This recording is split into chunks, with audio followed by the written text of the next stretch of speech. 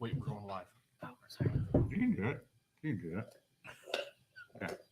Welcome back to the Bourbon and BS podcast, everyone. This is episode 243, I believe. Yes. Does that sound right? We are joined this week by some returning guests, Spencer Lappin, you may recognize from multiple episodes, which we appreciate the support. It hasn't been that long, about a month or so. About a month or so. 4 or 5 weeks. And then we have Amy Schertzinger back. Hi. Hi. Talk to the mic. Hi. There it is. She's a little rusty. Give her a break. It's been, well, the last time you were supposed to be on, right? It was a year ago. It was a year ago, yeah. And then the last time you were actually on, Nate, I thought you... Episode 155. 155. So we're at 243. Been a while. Been a while. It feels good to be back. It feels like yesterday. It actually, I couldn't believe it was a year since you Yeah. weren't able to make it last minute. I mean, that's insane. But happy to have you back. I do want to, before we get too far into this, I want to thank you guys that support the show. Patreon.com/Bourbon and BS podcast. That's a monthly thing you can do. Makes it really easy. $5, $10, or $25 tiers. And we appreciate the continued support. If you guys want to join that, just check that out. Patreon.com/Bourbon and BS podcast. Or if you want to do a one-time donation, we appreciate that. If you want to just do the one-time donation or contribution rather, and or if you have a specific bottle or something you think that we could use and you want it to go towards that, you can do Venmo at Bourbon and BS. So Venmo at Bourbon and BS. I want to thank our sponsors tonight.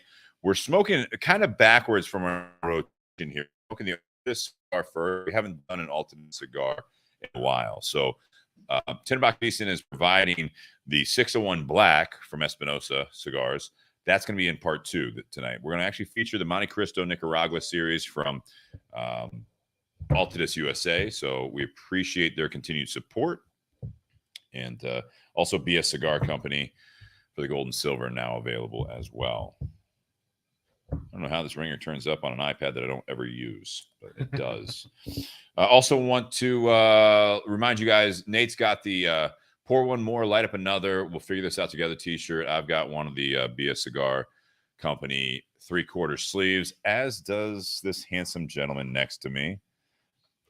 Apparently he's flexing a bit. Stretching, not flexing. Tri-blend. Got to make it look good. But yeah, that's all on buyjack.com. That's byjack.com/Bourbon and BS for any of the swag. And I think Sean's got the Barrelhead black camo hoodie on. That's available. Nate, what are you bringing up there? Oh, same thing there. So yeah, check that out if you guys are looking for that. They print it, order, and send it right to you. We've had a great success with buyjack.com. Check them out also if you have a project that you want to talk to them about. They are based out of St. Louis area, but they work with everyone across the nation. So appreciate their support as well. Maybe a McKellen's BS combo shirt. Combo shirt. All right. We can do that maybe. That'd be fun. That'd be fun. Yeah. That'd be fun. For the kids. Yeah. Bourbon and BS and a pub for the kids. Yeah. Yeah. I like it. I'm like some baby gear. Yeah. McClellan. I have a nephew now. Something new. Yeah, no, my brothers would be totally into that. There we go. Yeah. Perfect. It's all right. No one heard that, so we're good.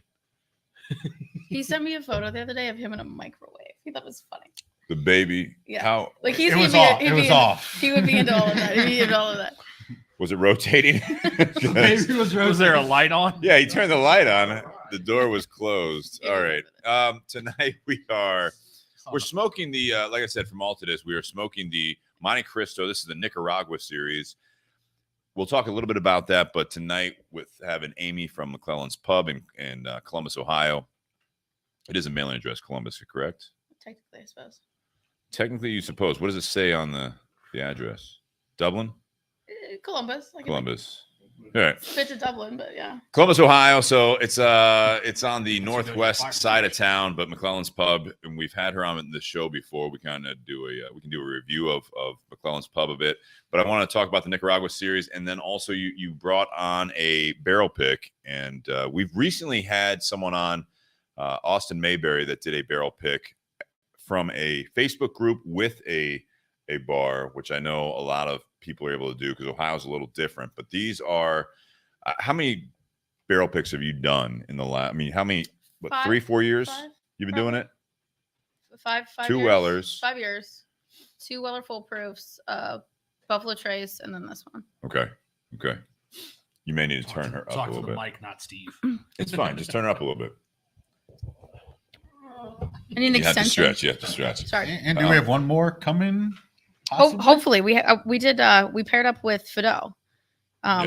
So Fido and I everybody thinks that we're kind of rivals, and we're not. We've been friends for a really long time. Those guys over there are awesome. They're a great time to drink with, but we've actually worked together for a really long time.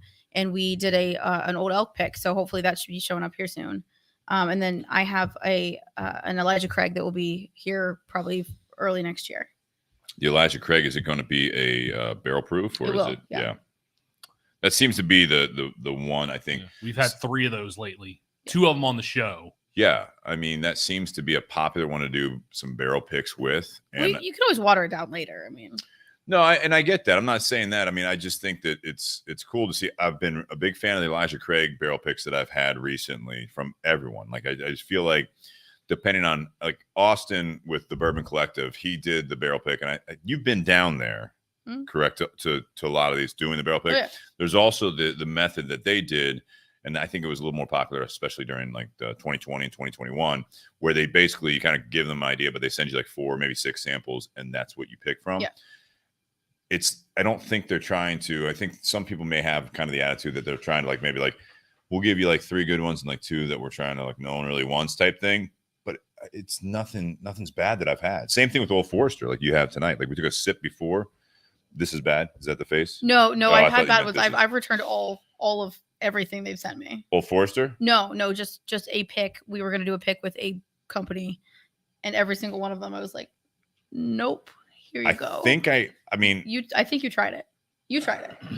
I don't want to talk about the company, but like all of them. I don't talk bad about the company. There is, so I'm saying, Elijah Craig, I've been super impressed with. Old Yeah. Forester, super impressed with. Buffalo Trace products, super impressed Yeah. with. But if I'm not impressed, I will send it back. I don't care who And you I are. think Like, you it's going should. back. I think that, so there is one, and I'm not going to dance around all that much with you guys, but like, I don't want to say who it is, but there is a company that I think of, even their own single barrels, not even barrel picks. I've had like 4, and 3 of them I didn't care for. Yeah. And I've had a couple barrel picks, and I was not impressed at all.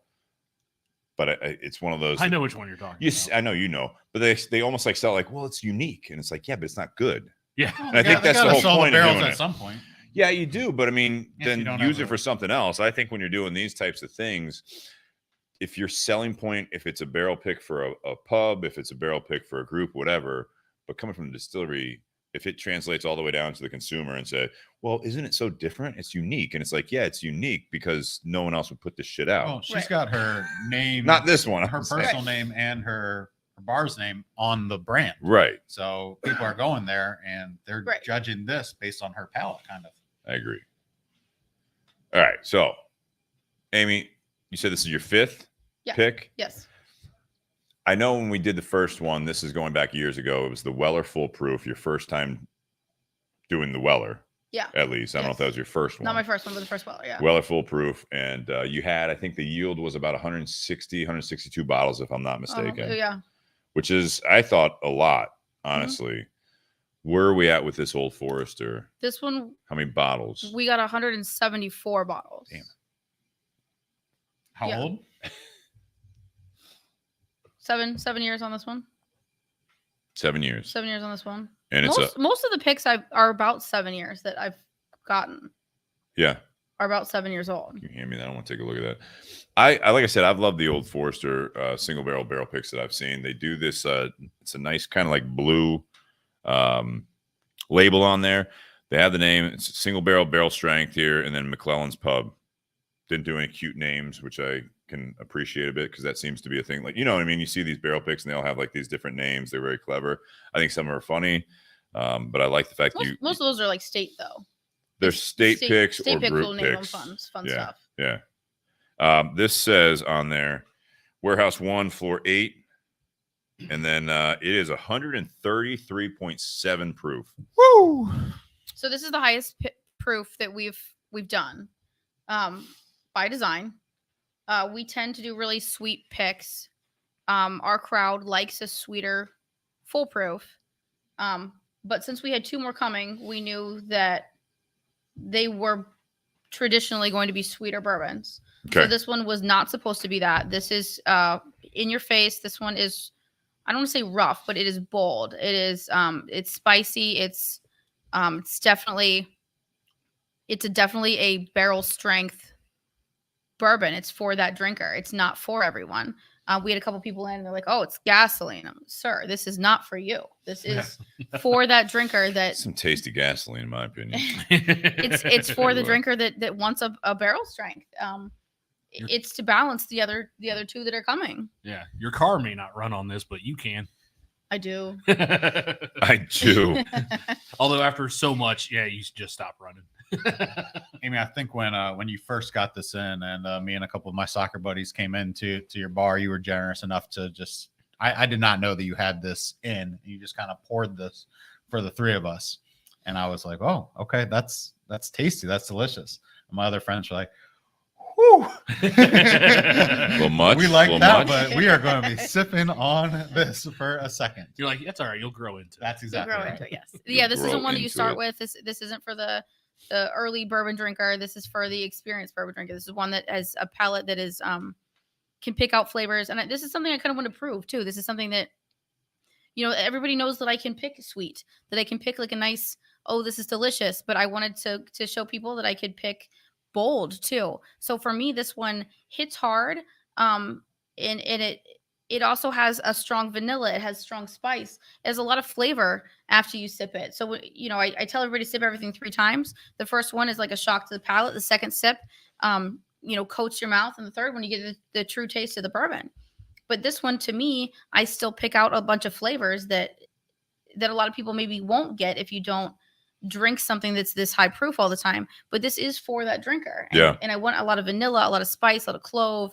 I get a lot of tobacco. I taste orange sometimes. Get a little brown sugar too. Yeah, but it I do get is some sweet. sweetness in Yeah, it, it yeah. is sweet. But That then not sweet. I'm not like No. when I say brown sugar, No, it's like compared the to the other one, molasses, Like brown sugar. toasted sugar. Yeah, toasted yeah, brown yeah. It's sugar. like it's Yeah, but not then sweet. it kind of chills.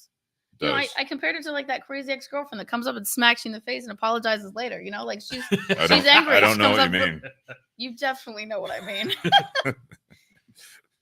That's Sorry. gonna go I- wrong. there's a story there. No, I'm too. just So kidding. we have a question.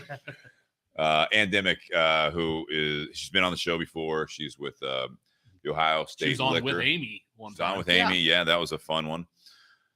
That was a fun night. But no, Amy picks are nothing short of legendary. So question, what is your secret? What are you looking for? What is my secret? Ooh. Okay, so what I'm looking for, I'm picking for the consumer. I'm picking for, I'm listening to what they're searching for. I'm listening to when they come in, what are they standing in line for? What flavors are they looking for? What are they searching? What do they like? What are they complaining about? What's flying off the shelf? So those flavors are what I'm trying to pick up when I'm searching for a new one. We talked about before the show when you did the Weller Foolproof, the one that you brought on the show, and then I went to your pub later on. Actually, when Bobby Hirschman, who's a good friend of the show and the Bourbon and BS community, Hey, Bobby. and McClellan's pub, he's not He listening. just tuned in. Did he really? Oh, perfect. I didn't even know. He heard it. Perfect. But I don't even have it up right now. But I tried your Weller Foolproof barrel number 2, and like that's where I think going into a pub like yours and dealing with someone that not only the business side, but you also bourbon enthusiast for sure. It was so different than number 1 pick, than Right. number 2. And I preferred the number 1, but going into it, I was so different. So like to hear Ann's question like that, like, what are you looking for? I think that's something that it's not just what you want. It's what Yeah. you're trying to do. Like what you're describing this isn't sweet. It's not like something that people maybe expect.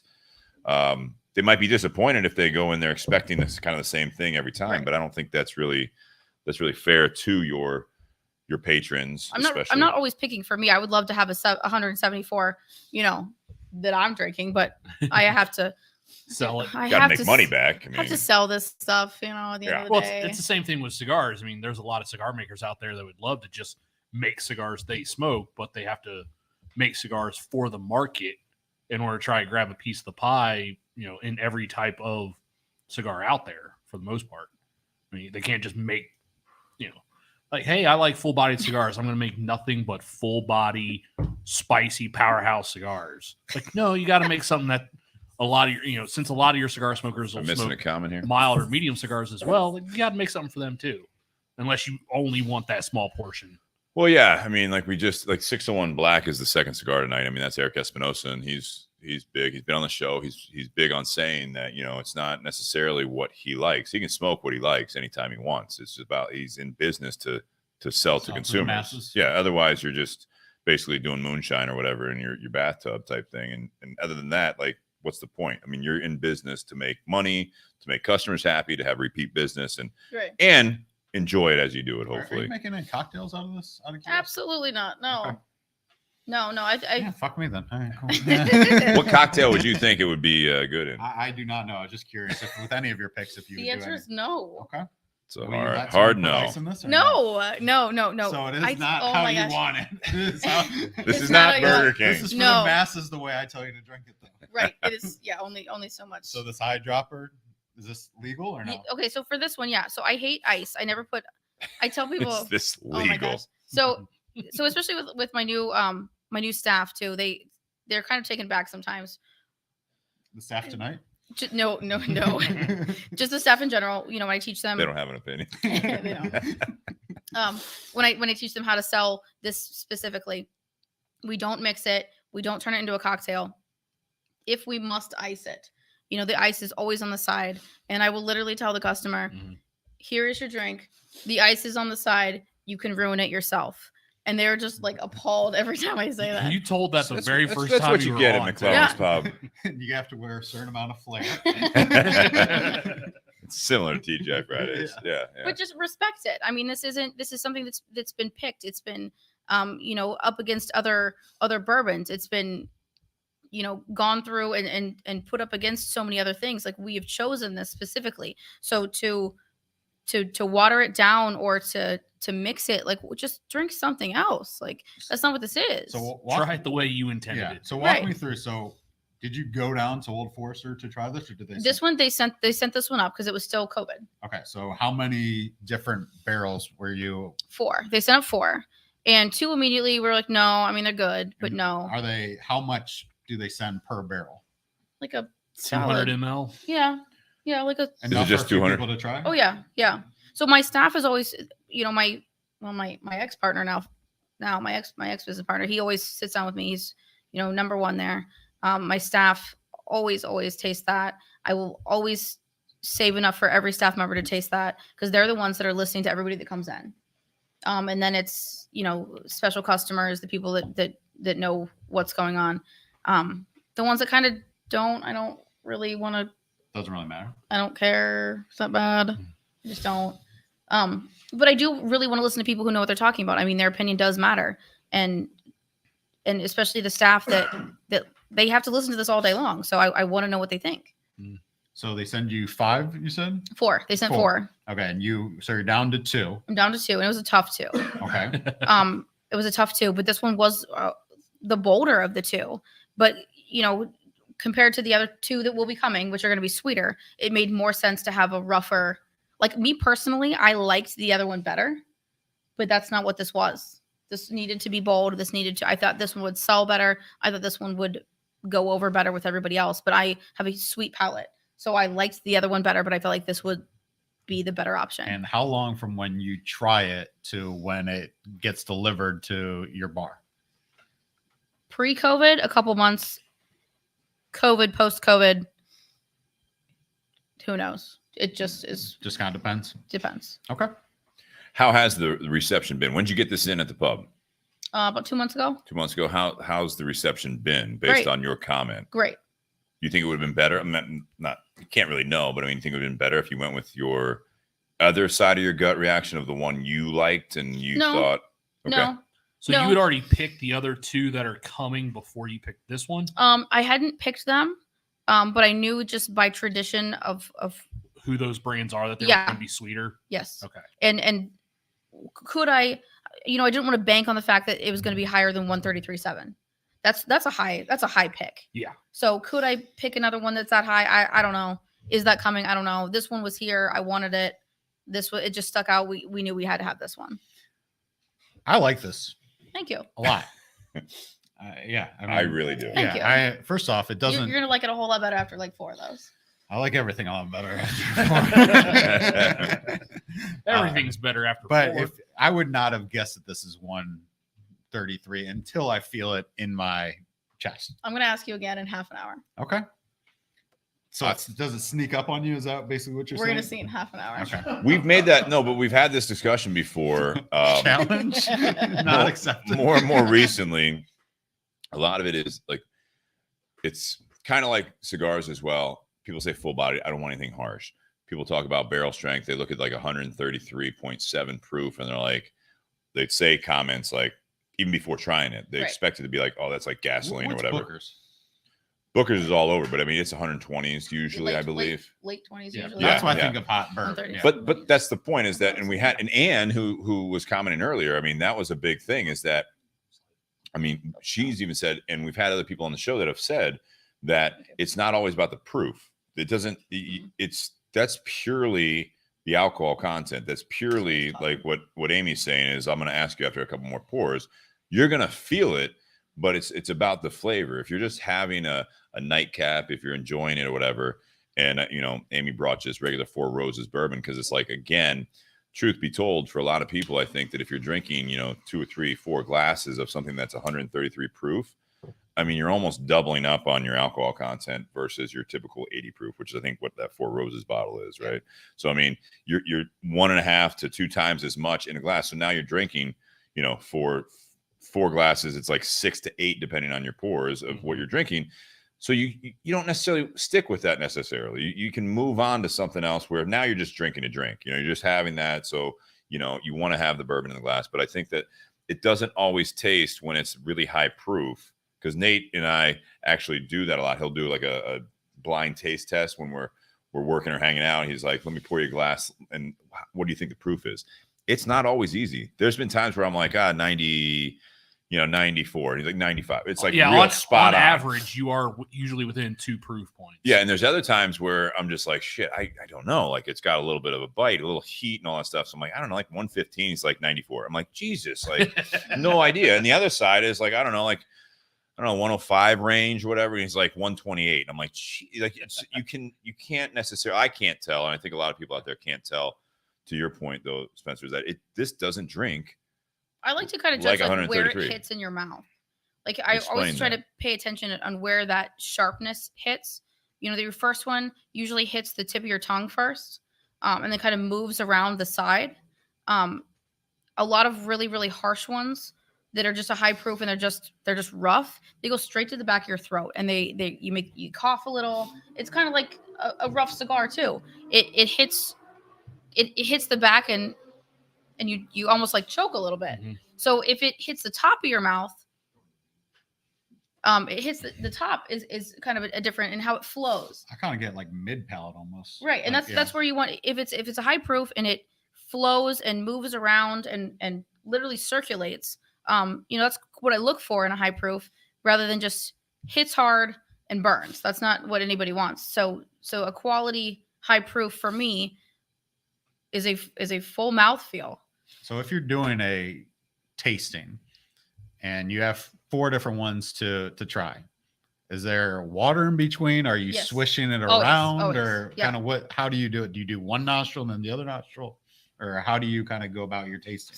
They're the same. Okay. You 2 just- nostrils at Two once. nostrils. Yep. 2 nostrils. So I always both smell first. nostrils, right? Twice. no. Yeah, just all of them. So yeah, all your we always- nostrils. We always smell it. Anytime we do a tasting, we always smell it. Okay. We sip it 3 times. Okay. 3 small sips. The first one is a shock to the palate, Okay. and that one should always hit the tip of your tongue first, and it will seem harsh. The second one will prep your palate, and that will move around the side usually. And by the third, you have a true taste of the whiskey, because that one you're shocked, you're prepped, and you're ready to go by the third one. We have discussed it before when Nate and I were down at Old Forrester of all places. The tour guide and was kind of in charge of the tasting. They basically did the Whiskey Row series. She advised everyone at the table to kind of swish around that first sip. Yeah. Just to like kind of numb the nerve endings, like you're talking about, Amy. It's like the first one, it's kind of shocking it and all that stuff. But by the third sip, or if you swish it, it kind of accelerates that a little bit, is that it kind of opens you up to actually tasting it as opposed to reacting to it. Well, and then also that first one, that was the 1870, the original blend. And our tour guide specifically told us to not drink all of it, even though there were a few people that didn't follow that direction. But then we did the other 3 of the Whiskey Row series, and then we went back to the first one, and it tasted so much different than those first couple of sips that we took, because then we had the bottled in bond. Yeah. We had the 1910, which is the double barrel. Then we had the 1920, which is what, 115 or 113 proof, something like that. 115. And then we go back to the 1870, which is what? It's not the lightest one because that's the 1910. What, 80 proof is the original? Something like I can't recall what 86. the original I think is. it's 86. But That's the normal Old Forester's 86. I do want to comment on this here because going back, we have Ray out there and interested to see what we think of this. So earlier, Amy, you were Shots saying fired something at about Amy. the, Yeah. like if you want to ruin it type thing. If you I can't read any of that. Can we You close see that? this- Can we close it? you see, this is the issue. People dictating how you drink your whiskey. It's entirely up to the consumer who's paying, he says, how they want to drink it. I've run into this before, and it really pisses me off. It really. Can I comment? Please. That's that's why All right. Steve's bringing it No, up. Amy, everyone else but Amy. No, of course, yeah. Okay, so what really pisses me off when I have taken time to pick something, and they ruin the whiskey. So it's barrel. So it's your picks. It's exclusive. my pick. Now I don't care what you do in your home. If you want to take something and mix it with Coke, I don't care. But something that I've taken my own time and my staff's time and my own money to purchase this and bring it in and put my name on. In my establishment, we won't do, because I do want to respect it while we're in this whiskey house. And I Sure. understand that they are coming in to enjoy it. And I get that the consumer is supporting it. I get that all day long.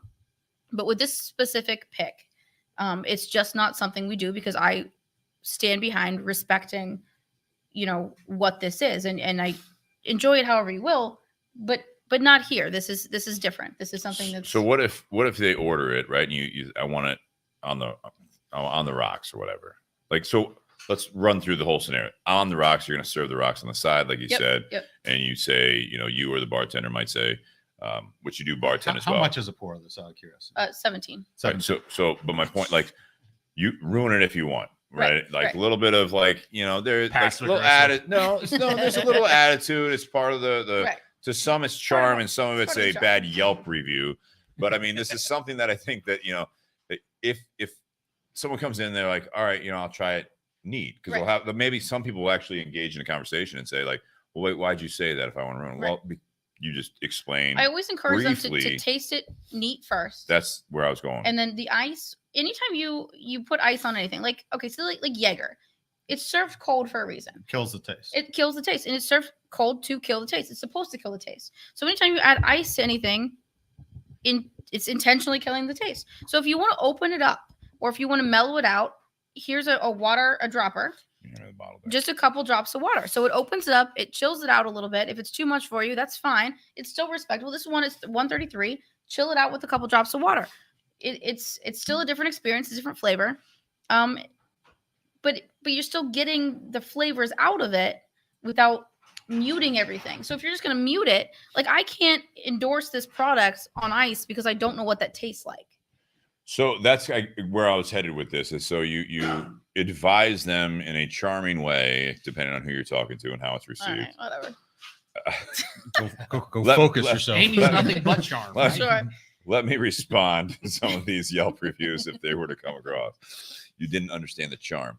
No, but it's if they say, wow, that is too much for me. Right. Get out. No, Get out. No, just no, a and couple they drops say, all right, of well, water. then I think a bartender, especially, if you're not busy, add some ice cubes, or do you want some water on the side just to put a little bit of Right. water in there?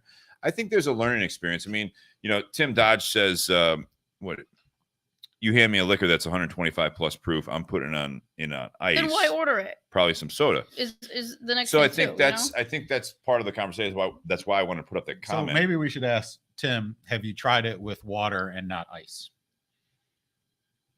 Okay, that's a fair question. Yeah.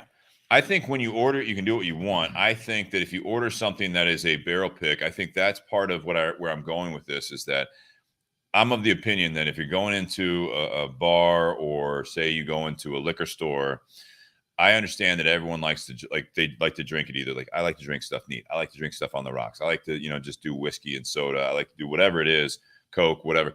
I think that this is something that if you go in there, I think you're cheating yourself as the consumer if you don't do charm or not. But what Amy and her establishment is saying is like, if you're going to order this, like you should try it neat. I understand you normally drink stuff on the rocks. You drink Jack and Coke, whatever. This is a different type of product that, it was selected. It's at a certain proof that I would encourage you to try this as intended. And I've said that I've said that on the show with any of these bottles. It's like when you first try it, I don't care what it is. If it's Jack Daniels, Right. you know what I mean? Try it by itself just to see if you like it or not, and then see where you go with it. I think that you sell yourself short if you don't do what the distiller, the barrel pick person, what they were intending from this product. That's just, I think it's pointless just to go straight in. Like I always drink it like this. We also don't sell the bottles. Like we're not a liquor store. True. We didn't pair with a bourbon group. So the only way you can get it is if you come in to McClellan's. Mm-hmm. So it's controlled in that aspect too. It's a rare bottle. You can only get it if you come into McClellan. So it's also controlled. It adds to the rarity in the sense that it's a destination bottle. Right. So you can only drink it at McClellan's. So I guess with that, I do control how you drink it in a weird kind of way. So Steve, let me ask you a question. So you have your own cigar that you've taken time and effort to water that down. So is there you take pride as to how people smoke that cigar? Is there a way that someone could screw it up and just if they're dipping it in whiskey? No, I get the question and kind of the might not be apples. They cut it in half and so smoke yeah, it it's not. twice. I don't think it's a true parallel. I think there's a sense of pride to it. so. I think there's a sense of pride. The comparison I would give is when someone says, like with this bottle, they take a sip of it and they say that's horrible. Same thing with what you're asking about the BS Gold or Silver. Someone says that's horrible. Based on the numbers game, unless everyone says that, it's not horrible. You don't like it for whatever reason. You know what I mean? It's going into it. If you go into this and Amy gives you a description, you're like, I don't get any of that. Well, your palates are different. I mean, it's a matter of trying stuff. You're not going to like every whiskey. I can't tell you what it tastes like. I want to know what you are getting. Right. And that's where when Spencer's asking me about the cigar parallel there, it's like, yeah, I'll tell you about the BS Gold. I'll tell you it's, this, and you smoke it and you're like, yeah, it's terrible. And sometimes it can be, they just don't like it. Sometimes they could have had a bad cigar. I love hearing what people get out of that I don't get. Well, yeah, that's the point is that you have an opinion, but sometimes I think it is more closed-minded if you go in, pour this and say, this is what you get. I want an Old Forester 133.7 proof with Coke. And you're like, I don't, I don't get it. So, or if you tell me that like the BS Gold or Silver, that's terrible. It's like, did it blow up on you? No, it smoked fine. It's like, well, so or just you after a couple hits, yeah, and they didn't actually get through it. I always, anytime we do a tasting too, I always Spencer's got the longer arms. I was trying to get his attention. Sorry. I always serve it with nuts, with cheese, with chocolate. You get different flavors. Sure. They pull different flavors out of everything too. And you get so many different notes anytime you do that, and different people get out of it. So if you've had spicy food for lunch and you have a whiskey, you'll pull different things out. If you are a smoker, if you just different things you eat on a regular basis. Yeah. It's just different. People have different, like I have a terrible sweet tooth. I'm going to taste different things. It's going to taste rougher to me because I like sweet stuff. Just different people have different palates. I love hearing what they. So I feel like Tim wasn't listening to. No, he was commenting. No, because you addressed him specifically with that. I think So Tim, yes, I think Tim needs to come to McClellan's and we need to have a full tasting. We have a full sit down. South Carolina. When he's back in town, I do encourage that for sure. All right, so I need to go to South Carolina. This The- is a vacation. We're Bring Road bottle trip. with Let's go. Yes, I put drops of water in bourbon, but what is ice? ... Water. But I It's think- cold. yeah. We can't. The cold. There The cold is- mutes the flavor. Yeah, that's what your point was about adding the ice to Jaeger, or when they chill Jaeger. It's not to dilute it; it's to kill the Right. flavor. And I drink Woodford on the rocks, which it just to dilute the flavor and just to kind of as a nice sipping thing. But I'm also not trying to get the whole flavor of the Woodford. So I get where he's coming from. Because you with that. probably had Woodford enough. You're like, I know what this tastes Here- like. That's exactly here's right. what I'll say also about that is because when you do an ice cube, first of all, how big is the ice cube? You know, are you putting like shaved ice in there? Are you putting like, you know, miscellaneous, like, Just you a know, ball. a ball? Obviously that's Rabbit pellet large. ice. Yeah, less surface With area. adding water, my point is that you can control a little bit how much you're opening it up. With an ice cube, you have to understand, because again, to this point, I'm like, what is ice? Water. However, you're changing the temperature. It is a constant process. You can't, I mean, unless you fish that ice cube out of there, you're going to be taking sips of it and you might hit. That's like when you do some drops or you do a little capful or your little pour, like little drops out of your glass of water, you can try it. If you like it, you're good. Ice cube, you start taking sips and it's like, oh, that's really good. It's getting colder. Now all of a sudden there's more water going into it because that ice has not dissolved into the liquor yet. So it is something like you could be like, say it's half melted and you're like, oh man, this is really good.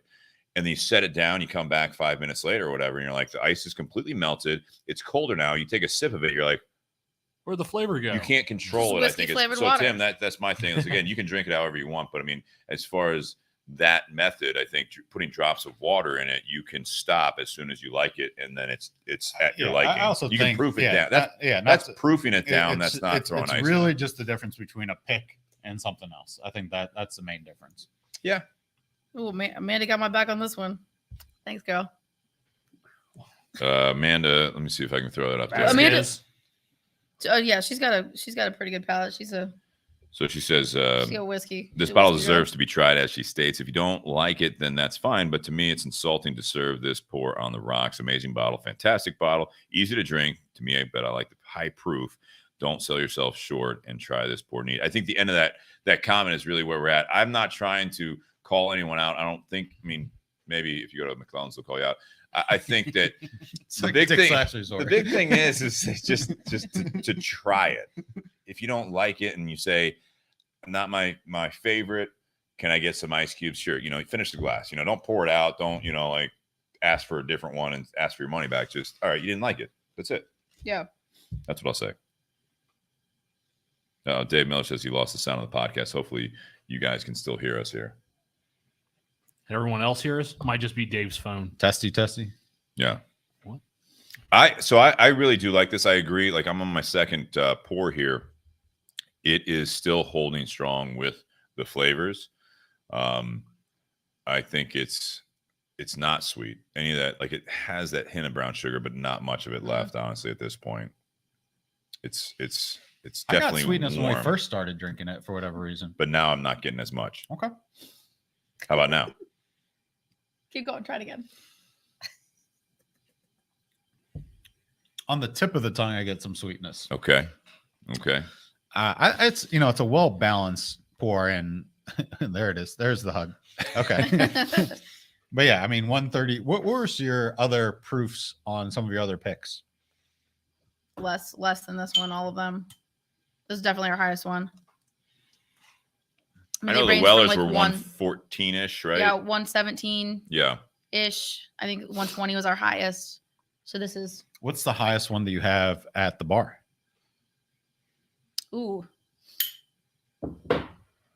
probably just over this one. I mean, this is one of the highest ones. Okay. And those will be random bottles. 134 maybe would be the highest. I mean, have you had stuff that's in the? I mean, I don't even know how high they go.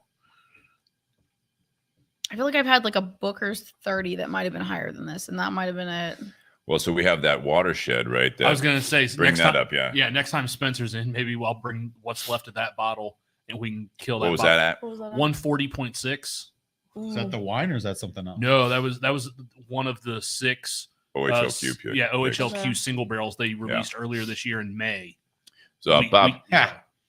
That's good. Go stuff. ahead, Nate. No, I was gonna say for that we had Aaron Harris when he was still with Correct. Watershed. He's now Correct. with Green River Distillery Yeah. down in Bardstown. Yeah. But we had him on a special Monday broadcast because that was the day that those 6 single barrels Mhm. went out into the wild. And it was nice of Watershed to invite us out. Yeah, for sure. Yeah, Like, Steve, that was. yes, Steve got invited, but he couldn't make it because it was a Tuesday. 'cause We he had got to work. invited, but Yeah. exactly. Yeah, I couldn't Yeah. make it because I worked. And that was the third one that I had sipped that evening. And I thought that one came in at like 115, 120 because the first 2 I had were both 126. So, but I was sipping water in between each one. And I still thought that one came in no higher than 120. And they're like, yeah, it's 140. We had to test it 3 times. And so then when we had to go around and everyone had to write down which bottle was their favorite, or at one point we had to raise our hands. I raised my hand on that one and someone yells out, proof whore. Yeah, because some people do that. Bob Breyer says, my dad put ice in a pour of 18-year Willet. Still have not forgiven him years later. Well, I think, maybe we can do an episode with Bob Breyer back on the podcast and we can put a, call into his dad. Yeah, and, get his dad on. maybe just remotely, Try some or in the ice. garage. Yeah. That'd be a good therapy session there, I think. Get some Amanda's- Willet and some ice and just see what happens. If they can Maybe get I like past the it. 19. Amanda's latest comment reminds me of a story Steve told about when he was at Fido's and he was drinking Jameson and then someone bought him a really nice pour of Jameson. Vintage, yeah. Yeah, it was Jameson Vintage and Steve didn't know it. And so Steve's like, yeah, cheers, and just shot it. And as soon as he drank, he's like, that wasn't regular Jameson, was it? No, it was Jameson Vintage. Yeah, so intervention, Bob says. Sean Anderson says, ain't we whiskey snobs today? I think it's just, again, that's why I'm trying to kind of talk it through some of these comments. You know what I mean? I don't think you can drink when it's your whiskey. You can do it however you want.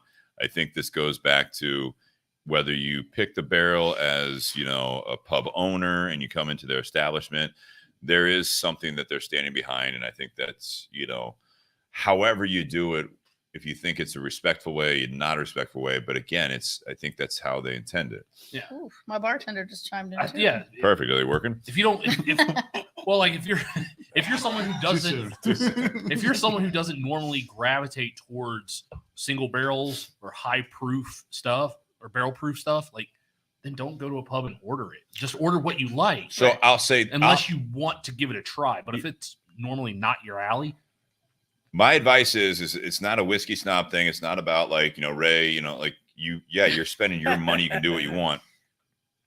I encourage you guys, if you're going into a McClellan's pub, if you're going into a bar, you're out of town, you're going into whatever, or the bar you like to go to gets a new barrel pick in. At the very least, I would try it neat and then go from there. Because if you try it neat, you may actually like it. If you try it neat and don't like it, Just like adding salt to your food. correct. Yeah. And we've talked about that on the show before also, is that, if the chef is looking at you and you're at a nice restaurant and they put the seasoning and everything, like this is the Right. dish, the way we prepare it. You're right. Now that you're eating it, That's you a can good do what way you want. to- But to take a compare bite that. of it first before you put just A1 start on it. put A1 on a steak. Well, that's another way like to the put it. yeah. Well, if you give it to me or I pay for it, does that not make it mine? Yeah. Well, I mean, sorta. No, Kinda. it does. No, it does. That's what I'm saying. I think that everyone wins if you try it the way it's intended. Yes. Because I have done that, in restaurants. I don't do it as much anymore since I've actually had this mindset. It's kind of my point. There was a time where you bring out the plate. Everyone, like four of us are sitting at a table. I'm going to put salt and pepper on something, or just at least pepper on something before I even take a bite of it. Yeah. Anymore, I try not to. Vegetables, I put pepper on there. I'm going to do it. yeah. Broccoli comes out, asparagus, I'm going to put pepper on it.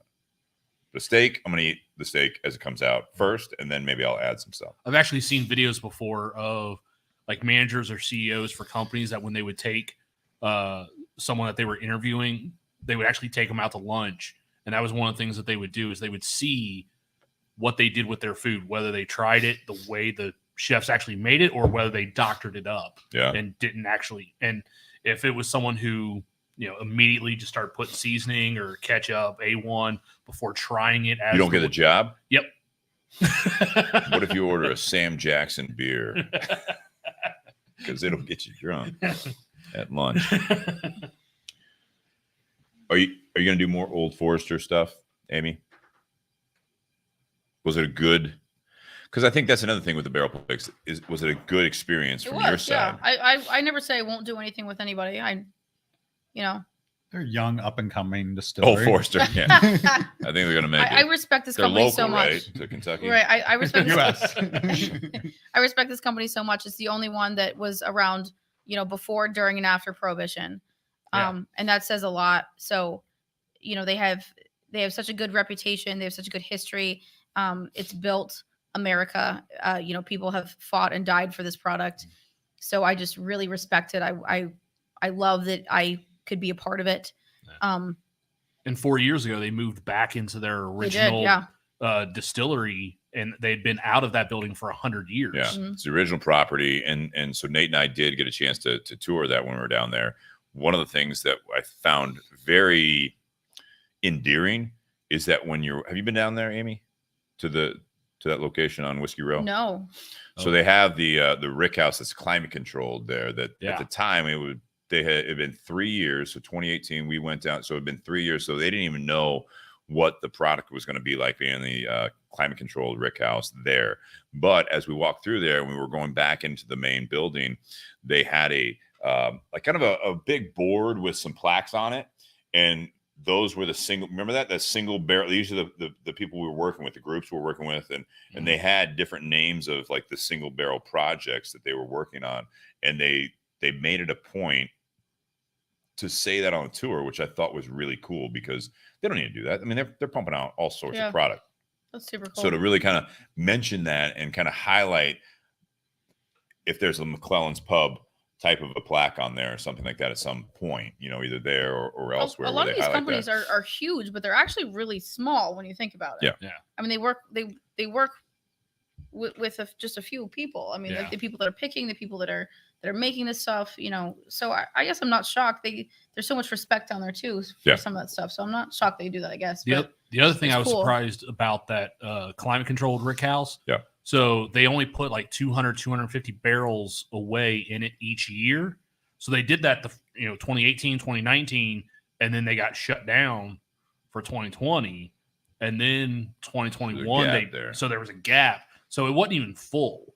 And I think they said that it'll be able to hold about 800 to 1,000 barrels, something like that. I can't recall the number. But because it's climate controlled, they have no idea what it's going to be, what it's going to taste like, how long it's going to have to age. I can envision some Old Forester like experimental series going on there. It is a cool, like I would definitely encourage. We've talked about it before, especially when we went down there last summer. It's a very cool tour. It's definitely high end. There's a lot of history there, as Nate mentioned. They had moved back into their original location before they left during Prohibition, when everyone fled Whiskey Row there. You got to schedule a tour months ahead of time. Got to schedule a tour. And again, I mean, we sampled that. Don't try to go there on a Monday. It ends with the samples. I'm sure it's different every time, but they've got a lot of history there. And it's just really, really neat the way that they educate. And then also, in a sense, it's like a humble brag of the history you're talking about, Amy. The fact that they just have bled for this industry over the last 100+ years. The first distiller to put their stuff exclusively in glass bottles. There you go. There's history that he learned.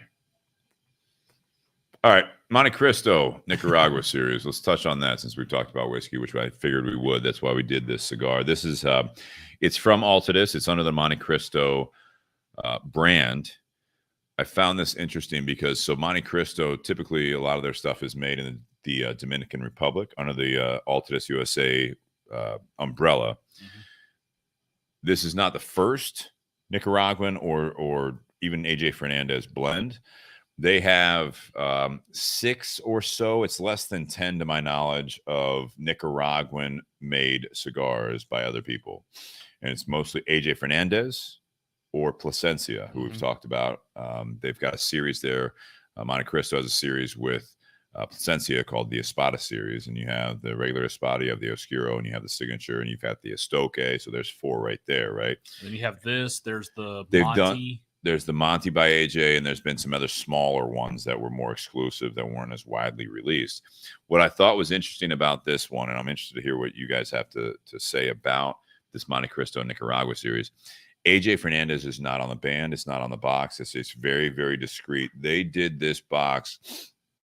If you guys have seen the Montecristo white series, the classic series, you've seen these other ones.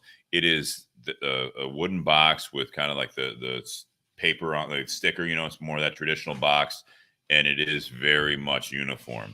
This came out as the Nicaragua series. You see the black bands on this, but it is the traditional Montecristo black band. And then the secondary band says Nicaragua series black with gold and Montecristo, but you don't see AJ Fernandez. They're not boasting the AJ Fernandez part of it, which would most likely sell some more cigars to certain buyers. But the box is much the same. It's just that it's the same type of box, but it's in the black and this color scheme. And this is not only made in Nicaragua, which Montecristo under that name they've done some Nicaraguan tobacco stuff. This is also all Nicaraguan tobacco. Mm-hmm. Binder? Everything. Wrapper, binder. And they So are what is vague the about wrapper it. on this? So they're vague about it. I mean, Okay. it's literally you open it with those boxes I'm talking about, you open it up and then they have kind of like a built-in shelf talker, which is that thing where you can flip it out on a walk-in humidor, and it'll give you some tasty notes, and then it'll say wrapper, binder, and filler. It literally just says Nicaragua, Nicaragua, Nicaragua. Because it's a unique flavor. It's a little darker than some of their other cigars. I would not have guessed that this is a Montecristo until you told me it was a Montecristo. It says it on there. Well, besides the label. Oh, If there wasn't a band, if he was Yeah. smoking it without a band on it. That's exactly right. Well, and then some people sit there and go, well, that's because it's not. It's AJ Fernandez. Well, I think that goes to kind of similar points we're talking about with even like Old Forester. I mean, all of their products, sometimes you have some similarities, but I mean, this doesn't taste like an Old Forester product that I've had. Yeah. We're drinking Right. here, the single barrel. So, I mean, for this being a core product, I think that's where you get away from a Montecristo should taste like a Montecristo, should taste like a Montecristo.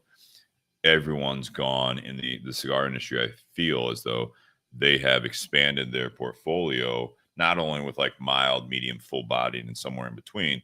Now they're going to different countries. Someone like Montecristo, well, again, people look at Montecristo like, oh, like the Cuban brand. Well, no, this is the Dominican brand. Well, it's actually owned by Altadis USA. And just to kind of go into a little tangent, Altadis USA also owns Romeo Julieta. They also own another huge portfolio. Also, Altadis USA is owned by a parent company that has half ownership of Habanos SA, which is a Cuban brand. And it's like people don't realize how the depth of this, and for them to, in an ever, I think, changing cigar industry, that's where I said if you put AJ Fernandez on there, it would bring in some people to buy because they like AJ Are these Fernandez. at the shop? Yeah, they're available All at right. Tinder Box. How much is the cigar at the shop? You're looking at about 13. Are people buying this? Not as much. Yeah, it's a different. It's not what I would assume would be a Montecristo, but I'm glad that we had this first, because normally when I'm on the podcast we do have a Montecristo second, but it's a lot smoother. It's usually like the cleaner. White Series, the classic. Right? And this, I don't And even that's know what what you cigar- think of. That's what when I you think of of. Montecristo. Yes. So that's what I was saying. That's where if you put AJ Fernandez, you would bring some other buyers in. If you don't, you're going to bring some Montecristo buyers in, and they'll smoke it and may have a similar It reaction. almost seems like something you'd sell in like a sampler pack or something for someone that want to buy a Montecristo sampler pack and I want to try something different that I wouldn't typically buy. I can see that. I look at it more from the consumable side of if you smoke the same thing over and over again, you never know. If this was an AJ Fernandez product, you might say, oh, let me try something completely different. Yeah.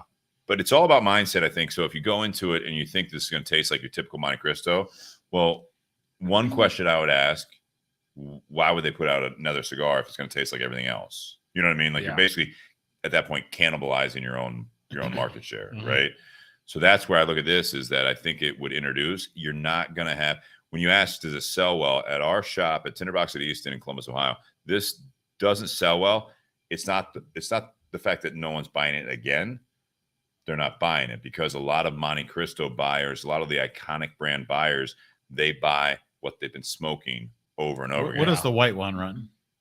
Same price. 13 bucks. Their core series is right, basically the 11 same to price. 15. Toro is a Toro is a Toro, and I think that's where they price this with the marketing, with the fact that it stayed, the same except it's different, and to do it with AJ. So, Altadis USA brought in Rafael Nodal. I'd love to have him on the podcast at some point, but he owned Aging Room Cigars. Basically, his Boutique Blends was a company. He got hired in not only to kind of work with the marketing and everything and the sales side of it, but he also is working with these blenders like AJ Fernandez, like Plasencia, and the Grupos de Maestros, which is basically I think it's 9 people. It's the blenders for all of Altadis. Yeah. So you're working with these people, but I think it's a wise move to do. You might turn off some of your older, not in age, but more experienced smokers that only smoke like the iconic brands. But I think the thought is that you might bring in, as soon as you hear that, oh, AJ's smoking it. Well, you get these boutique guys or the smokers, guys and girls that are like, well, I don't like the mild stuff. I was like, well, no, this one actually is medium. Yeah. This is medium full. You like Nicaraguan? Yeah, I'd say straight medium, but I'd say, you like Nicaraguan tobacco. Have you had the Montecristo Nicaragua series? That's actually made by AJ Fernandez. It's all Nicaraguan tobacco. It's made at his factory. It's not your typical Montecristo. It's confusing, but that's how far into it are you going? I think as far as a consumer. Well, I think Montecristo's done a good thing because they've been kind of pegged for that lighter side for so long with all their Dominican blends that when they decided to start expanding into Nicaragua, because let's face it, last 10, 15 years, the popularity of Nicaraguan tobacco has absolutely exploded. I mean, Nicaraguan tobacco is taking over. And what they're exporting and that's huge, and what they're importing into the United States is huge. Oh, absolutely. Like, I mean, the percentage. There was an article we read earlier this year about what the growth of import from Nicaragua. Nicaragua was beating Honduras and Dominican Republic. Yeah. So there's a lot of popularity over the last decade with Nicaraguan tobacco. That's not necessarily something that Altadis specialized in. Who's been some of the biggest names in Nicaraguan tobacco for decades? AJ, Plasencia, Aganorsa's in there as well. I mean, so if they were going to branch off and start doing something different and utilizing that Nicaraguan tobacco, why not go to 2 of the best names in the business? Right. And that's where I think it's interesting that they did not necessarily advertise that this is AJ Fernandez. Because I think, again, Spencer, you made a great point, because you're the type of cigar smoker that you're expecting something when you see Montecristo on there. And they have, in my opinion, seen some of the blends that have come and gone over the last 5 years. They've been dabbling with. They're trying to find their way. No, this is what's more popular now. It flavor is profile, but not to Montecristo smokers. Right. So the big thing, like the Espada series, we were talking about Plasencia. Plasencia's name is getting bigger and bigger to the general cigar smoker. Well, if you have to look at the fine print on the Espada, because it has not only a primary band, but it's got a big secondary and then even like a big foot band. The whole cigar is dressed. And in that, it's like made by Plasencia with the Grupo de Maestros. They put it on there, but they're not boasting it. But they do have, Altadis also has H. Upman under their portfolio, which you've smoked some of that stuff. And they put AJ Fernandez on the secondary band. Yeah. So they're pushing that, because I think H. Upman is a brand that has not stayed as strong as a Montecristo or Romeo or Julieta. So they do it kind of to maybe get some of these newer smokers that really like AJ Fernandez. Well, you like this stuff? Well, we have an H. Upman that's actually made by AJ Fernandez. So let me ask Amy, just because I know you're kind of getting back into the cigar game a little bit. So do you go for brands or do you go for profiles with your cigars? Profiles right now. Okay. So what type of stuff do you get from this type of cigar? Sorry. I really like this one. Like, sometimes you just supply, and I feel like this one pairs pretty well, but it's not too harsh. It has a really, I mean, I know you said it was kind of medium, but it smells really I thought it's more meat. Yeah. It's a very smooth cigar. Yeah. Because we've had a lot that were pretty full body, and then they come on really strong. And this one has a lot of flavor and a lot of character, but it's not overpowering and kind of overwhelming. And I really like this one. Do you guys get any? I know you guys don't. You don't retrohale, right, Spencer? I do not retrohale. Amy, you don't No. either. Do you guys get any like cedary spice from it? No, Nothing. not. I mean, spicy kind of, but not. I guess a cedar. No. Try the retrohale, did you? So that's a lot of Smoothly done. a lot of cedar. Yeah. But I feel like this Right one in your could go. nose. You can drink with it. You could smoke it on its own. You could drink something a little bit more mild with this one, but it's also holding up with this too. This was, I think, a really good pick for this. Well, and I didn't know obviously what Charlie Creekmore's asking which size. This is a Toro from Montecristo. I enjoy this one. This one's nice. Yeah, not It's a good pick. knowing. I knew you were going to bring a barrel pick is what I assumed when you said I think I've got some stuff. I was like, oh, of course you do. But I mean, I don't think knowing Amy and where she's at with the bourbons, I didn't expect for you to bring like an 80 proof. No. Something like that. I figured it might be a barrel pick that you might have because you do stand behind it. You enjoy it. Something to advertise McClellan's. Well, yeah, exactly. It's exclusive. So I was like, all right, medium bodied should be a safe bet. I don't want to go too full. I don't want to try to battle it. I thought that, maybe a medium bodied. And AJ Fernandez, I think, went through a period there where this is one of them with Altadis that he was putting out a lot of like Nicaraguan puros in a sense that were medium bodied. And it's like, oh, it's just another AJ blend. Yeah. For better or worse, you know what I mean? It was just like, all right, there's tweaks on it, but it's like, all right, Romeo put out, we did it before, the Nicaragua Reserva Real. And it's like, you had some of these, and you're like, this is kind of a repeat business thing. So you don't expect it as a Montecristo. I'm glad that we had it first, though, to be fair. Well, there's two sides of that. Is that normally we always do it second, unless like Josh Bentley's on the show. So tonight it was, Eric Espinosa and Tyler have been such a big support of the show. So I was like, all right, let's do the Montecristo first. We'll do the second one as a Espinosa product, which is a 601 black. It is a bit milder than this, but not. I think it's more mild to medium. So I have a question. So like in McClellan's, we have a ton of people that are just the bourbon drinker right now is very experimental. They're coming in and they're just wanting What's new? Yeah, what's new? What do you have? I want to try something different. Do you see the same thing? 100%. They're not, because we were talking about a lot of like brand loyalty, a lot of smokers that are just brand loyal and they're smoking their cigar for 20 years. Do you also have a ton of people that are coming in and just want? Yeah, so I equate it to the same people that come into your place and they order like, not talking bad about Jack or anything like that or Jameson or like, but Right. That's what they have their drink. So like when they walk into That's not who's coming to my place though. do you have any that come in, what you're pouring when they walk in the door? I mean, yeah, but not the majority of them. So I guess I would agree with you. We have some of those customers that they get the same stuff.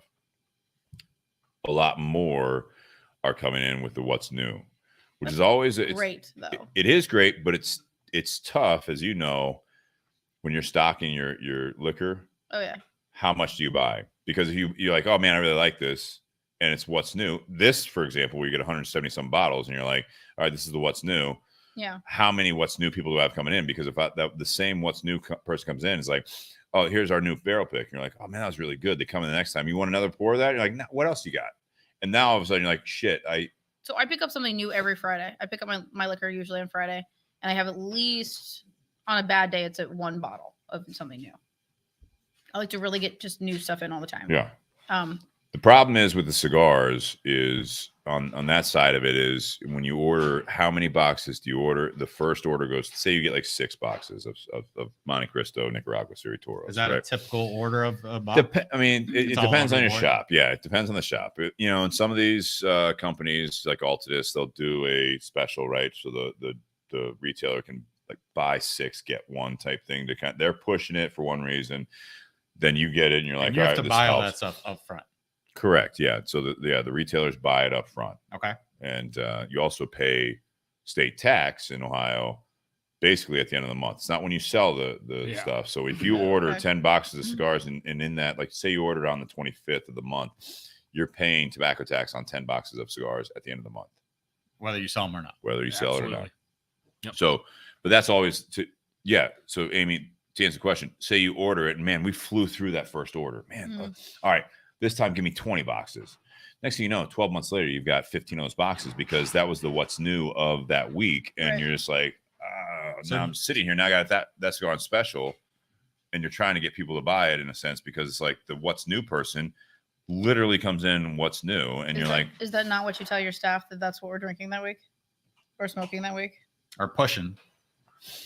you can do it from a retail side, yeah, absolutely. But again, you don't necessarily with the what's new, you don't have to push it. A lot of times, like the staff is excited about it, so they'll not push it, but they'll mention it because maybe they're smoking it or whatever. But a lot of customers will come in to the question is that yeah, they're going to ask like, what's new, right?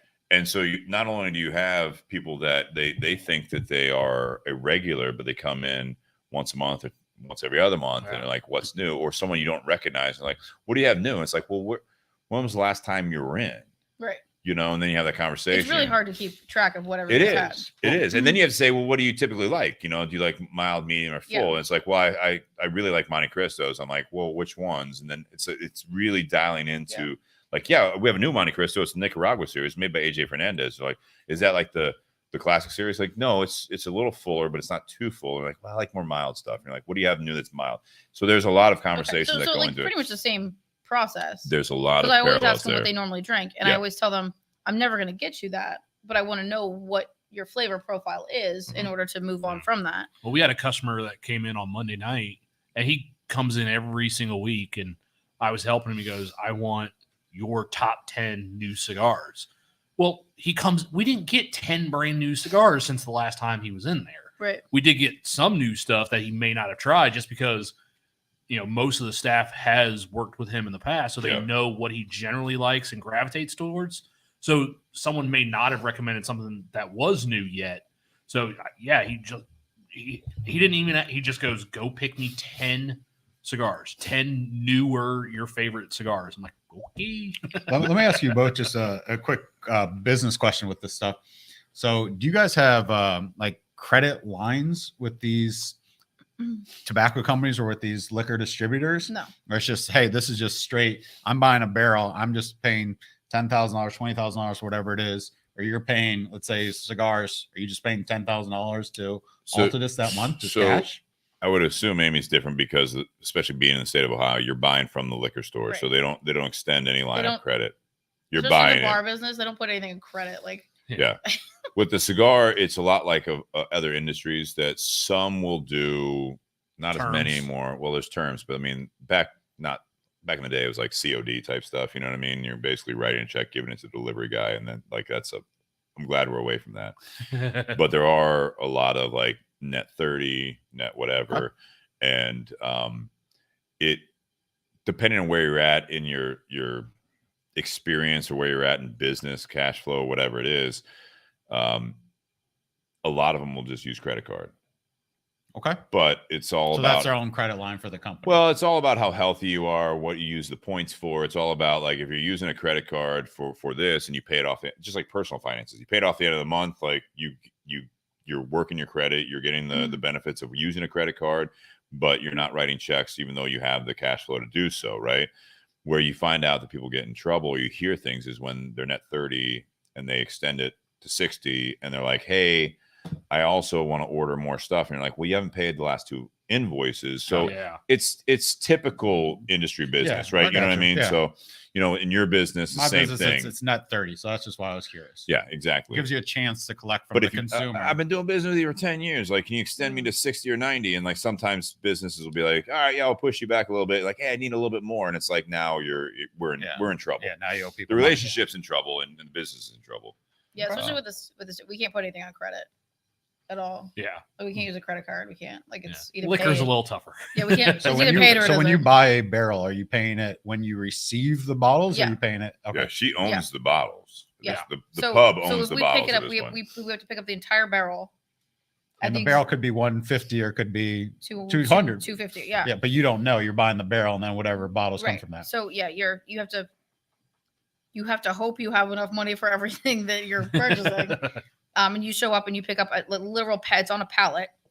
So you show up with a truck and they give you the entire barrel as well. Yeah. So the whole pallet, boxes. And the barrel came in. And you purchase all of it at the same time. You cannot put anything on a credit card. It has to be straight cash or check. Debit, but it has to be paid for today. Got it. Okay, cool. I'd love to put it on credit. That'd be great. Well, I'd until buy you keep all of doing it. it. I think just to kind of close that conversation out is that a lot of it also is that yes, you're gonna have ones that sell better, but like so at Tinder Box at Easton, for example, like Brian, the owner, when people walk in, like, man, what a great selection. Same thing with Amy. What a great selection. You've got bottles that are sitting there that you paid for. Yeah. That have been there for 2, 5, how many years? I mean, it depends on how. You know what I mean? Yeah. Like, but you also churn through certain other Right. ones where it's like that's that kind of handoff there. It's like I want to have the selection, but I don't want to run out of this. So That's if why I'm a lot of them overextending myself don't by have giving the that selection, Like you guys have a great selection. You have a selection because you front all that money. It's expensive as fuck. Like, And you have a I'm so- ooh, I fantastic did say. selection. No, you can say expensive. I did so well this time, Steve. there's no rules. You know that. You yell at me every fucking time. I'm So on here. now she's just showing off. No, but All right, let's keep it. yeah, but you have all of it. Some of it's an investment, and some of it is to just make money off of and to flip. But some of it like we have just to have. Yeah. You know, just to say we have. Well, it. and I would probably venture to guess here before we round up part one is that you have some bottles that was the what's new customer Oh yeah. that didn't have the appeal, or they really do come back in and they can come back in 10 times. Hey, do you want to try that one again? You're like, what else you got new? They just that's the customer. I'll It's have a new. whole What's bunch of new? They bottles, will too, never order the same thing That I'll say again. we're out of, even though they're still hot. I'll put them back because everybody else is going to burn through them, Yeah. and I won't. So they'll be sitting there. So 6 months from now, nobody has any. They're not getting any, How and many- I still have. How many different types of bourbon do you think you have if you were guesstimating? With Scotch included, I have over 550. Whew. Got options. You got Yeah, options. And when I go to Amy's place, like usually I'm sitting there like, okay, what haven't I had that I'm also interested in? So that's your version of Cause- what's new, which is what haven't you had? Yeah, because there's some other stuff that she does have, but like it turns out it's something flavored or it's a blend of stuff, and I'm like, I don't want to try that. Like, That's the danger of the what's new thing But- too, is that yeah. there might be it's not new, but Oldies- have you had oldies this? but goodies. yeah. Yeah, But- that you get that customer too, right? Well, I'm looking for something I haven't had before, and you're just like, I know you haven't had this look around. shitty flavor. Pumpkin Well, spice. Yeah. I was getting my Did you bring haircut. that? So I was getting my haircut early in the morning, and that was their bottle of the day. It was Thought you were bringing it. pumpkin spice. I would not bring it. I did want to try it. You didn't try it? Did I you did try not try it. It was You too. tried I mean, I had to work after that, but pumpkin spice. I was sending You it don't wanna have as a pumpkin joke, on your breath. The other thing I like, and it was not a joke. the other thing I like about going Yeah, to I tried. Amy's is if I'm interested in trying something that I haven't had, I will ask her opinion. Because even though I don't get the chance to go there very Don't often, put it on ice. no, even though I don't get the chance to go there very often, she still knows because of the podcast what I like and don't like. So there have been times where like I've been interested in trying that. She's like, "What do you normally drink?" Like if I want to try a rye, she'll ask me like, "What are some of the ryes that you like?" And I'll tell her, and she has before like, "Yeah, you're not gonna like this one then." Yeah, the goal isn't just to make a sale. It's to make sure you come and have an experience and to get you something you're going to enjoy. Well said. Well said. It should be. Because then you're going to come back and you're going to trust my opinion next time too. Like, I want you to find something you like because that means you're going to trust me next time I say, please drink this. So I think that's another parallel with obviously the cigar shop is that you want to either give them variety if they're new to figure out what they like. Also, it's, they'll tell you what they typically enjoy if they're honest with it. And you say, well, have you tried this? And there should be a reason. The other question that we get, I think that would be a good parallel to you, Amy, is, they say, well, have you smoked Oh my this? gosh. And Have you even tried this? I'm like, Well, what do they I don't- look like I drink? They don't say it like that to us, but it's more of, have you had it? And it's like, yeah, I've had all of these. all of it. Yeah. Sometimes, with us, we'll get some really rare stuff in. And so not all the staff has had it, right? It's something that we know we actually save that for you because this comes out once every Oh year. no, or my once staff every my other. staff will get the rare stuff because I want them to be able to know what And it I think tastes that's like. great. I think that's awesome. I think Well, that's it's great. that or like give them like insurance or paid vacation. No, I think We you pay meant you in wise November. choice there. So if I ever get Wise fired choice. from my job, calling up. Yeah, I'm Andy. not gonna pay you well, but you're gonna get some sweet bourbon. You said you only work 6 days a week, right? 7. Oh. 3 of them for you. Yeah, typically have like Monday and Tuesday nights off. I'm just saying. Oh, perfect. and Thursdays. Man, All right. they're so caught up on this ice, man. I know. Oh, there is. Well, and then, Yeah. Bob, like Bobby Ben started a whole thing. So, bottle service. Well, I thought about getting into that, but that could go for a while. I think that that's something that when you're talking about all this stuff, whether it be cigars, whiskey, or whatever, that's where I keep going back to that real, the basis of it is like just try it. Yeah. Because it's not about the ego. It's not about you're doing something wrong. All I'm saying is no matter what it is, just try it like it is. If you want to then take it and put it with Coke, you want to put ice on it, like whatever. But with some of the stuff, I would say it's not worth getting something like this single barrel, right? That's a barrel pick. If you're going to just say, I'm going to drink it like I drink it, it's like, well, then drink what you already know you like, because I don't. A lot of it's really rare too. So to be quite honest, I don't want to waste on somebody's gonna put it with Coke. If I can only get one bottle of it, like just drink something else so I can sell it to somebody who really appreciates it. so you're not going to do like that bar in Kentucky that got Pappy 25 and Jello made shots? Jello shots out of it. No, Okay. like respect it. Ugh. Well, that's just a kind of fuck you to some of the secondary market. There you go. It's the opposite Exactly. of snobbery. Or Yeah, it's that's just snobbery like the that's other way. just having fun with Yeah. it, in my opinion. Yeah. But yeah, so again, like Bob's, it's all about, I'm not backing down about the don't ice the great stuff. Fair. I'll say, I think unless you find your new favorite drink is a pour of Old Forrester McClellan's Pub barrel pick with one ice cube, if that's your new favorite and you keep coming back to McClellan's Pub and you're like, I'll take a pour of the Old Forrester pick with one ice cube. If that's how you decide you like it, I think it's great. If you normally drink something else and you go in there and you're like, hey, I drink my whiskey like this, it's like, again, I keep going back to it. Right. Just try it like this, and then Right. let's go from there. I also have a full barrel of that right now, so like that's cool. Yeah, Coke, not so much, but like Pepsi? no. Okay. Coke Zero. All right, let's. A little grenadine to really set this off. God. Nothing like a Shirley Temple. Roy Rogers. Roy Rogers. All right, rating time before we go down this rabbit hole any further. But I do like it. I like the conversation. I think this is something that, again, you guys, you can be the typical. I like that we're getting action on it. Well, I like that we're getting action on it, but I'm just saying, I think you go into any of these conversations to hopefully learn something. If you're just going into any conversation, especially about bourbon and cigars, also, just like a lot of the used to be forums, now it's the Facebook pages and all that stuff, groups, all that. If you just go in there telling your opinion, which is fact to you, why are you even there? Why are you telling people like this is how you do it? I think this is something that's like, why do you do it? And I think that's where you actually learn to try new stuff a different way, because much like the cigar thing, I only like mild stuff. What mild cigars have you had? And they start listing them off, and then they list off something and you're like, that's actually a full body. And I've had that experience with the cigar shop recently. Someone literally, this couple came in and they walked around that cigar shop, asked questions for 25 minutes. And then we're like, okay, we're going to think about this. I'm going to go back and read online, and I'm going to I'll come back in. They came back in the next weekend, and they finally were like, let me try. I want to try. Kristen? No, it's not Kristen. No. So they were like, let's try this. And they sat down, they smoked it. Like, oh man, I really like that.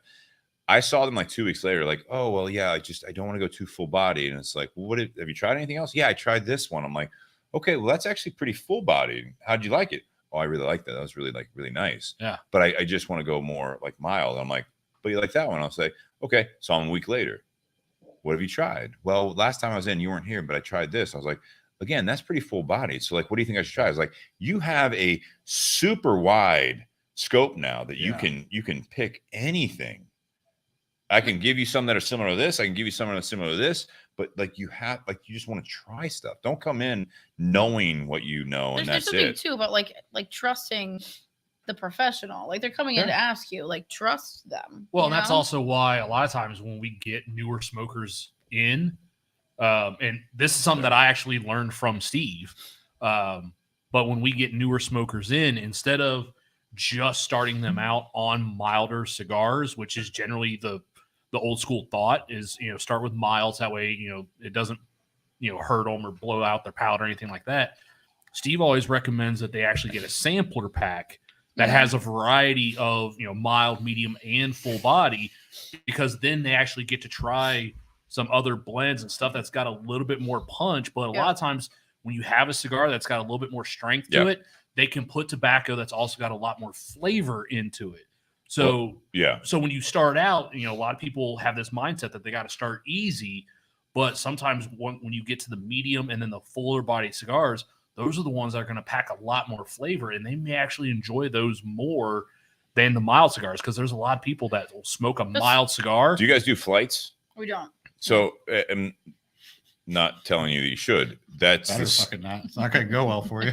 Can I get a flight of all your? You want to talk about it? I got. Can I get a flight of all your barrel picks? Let me know if these Guinness taste any different. But I would compare that to like Scotch, though.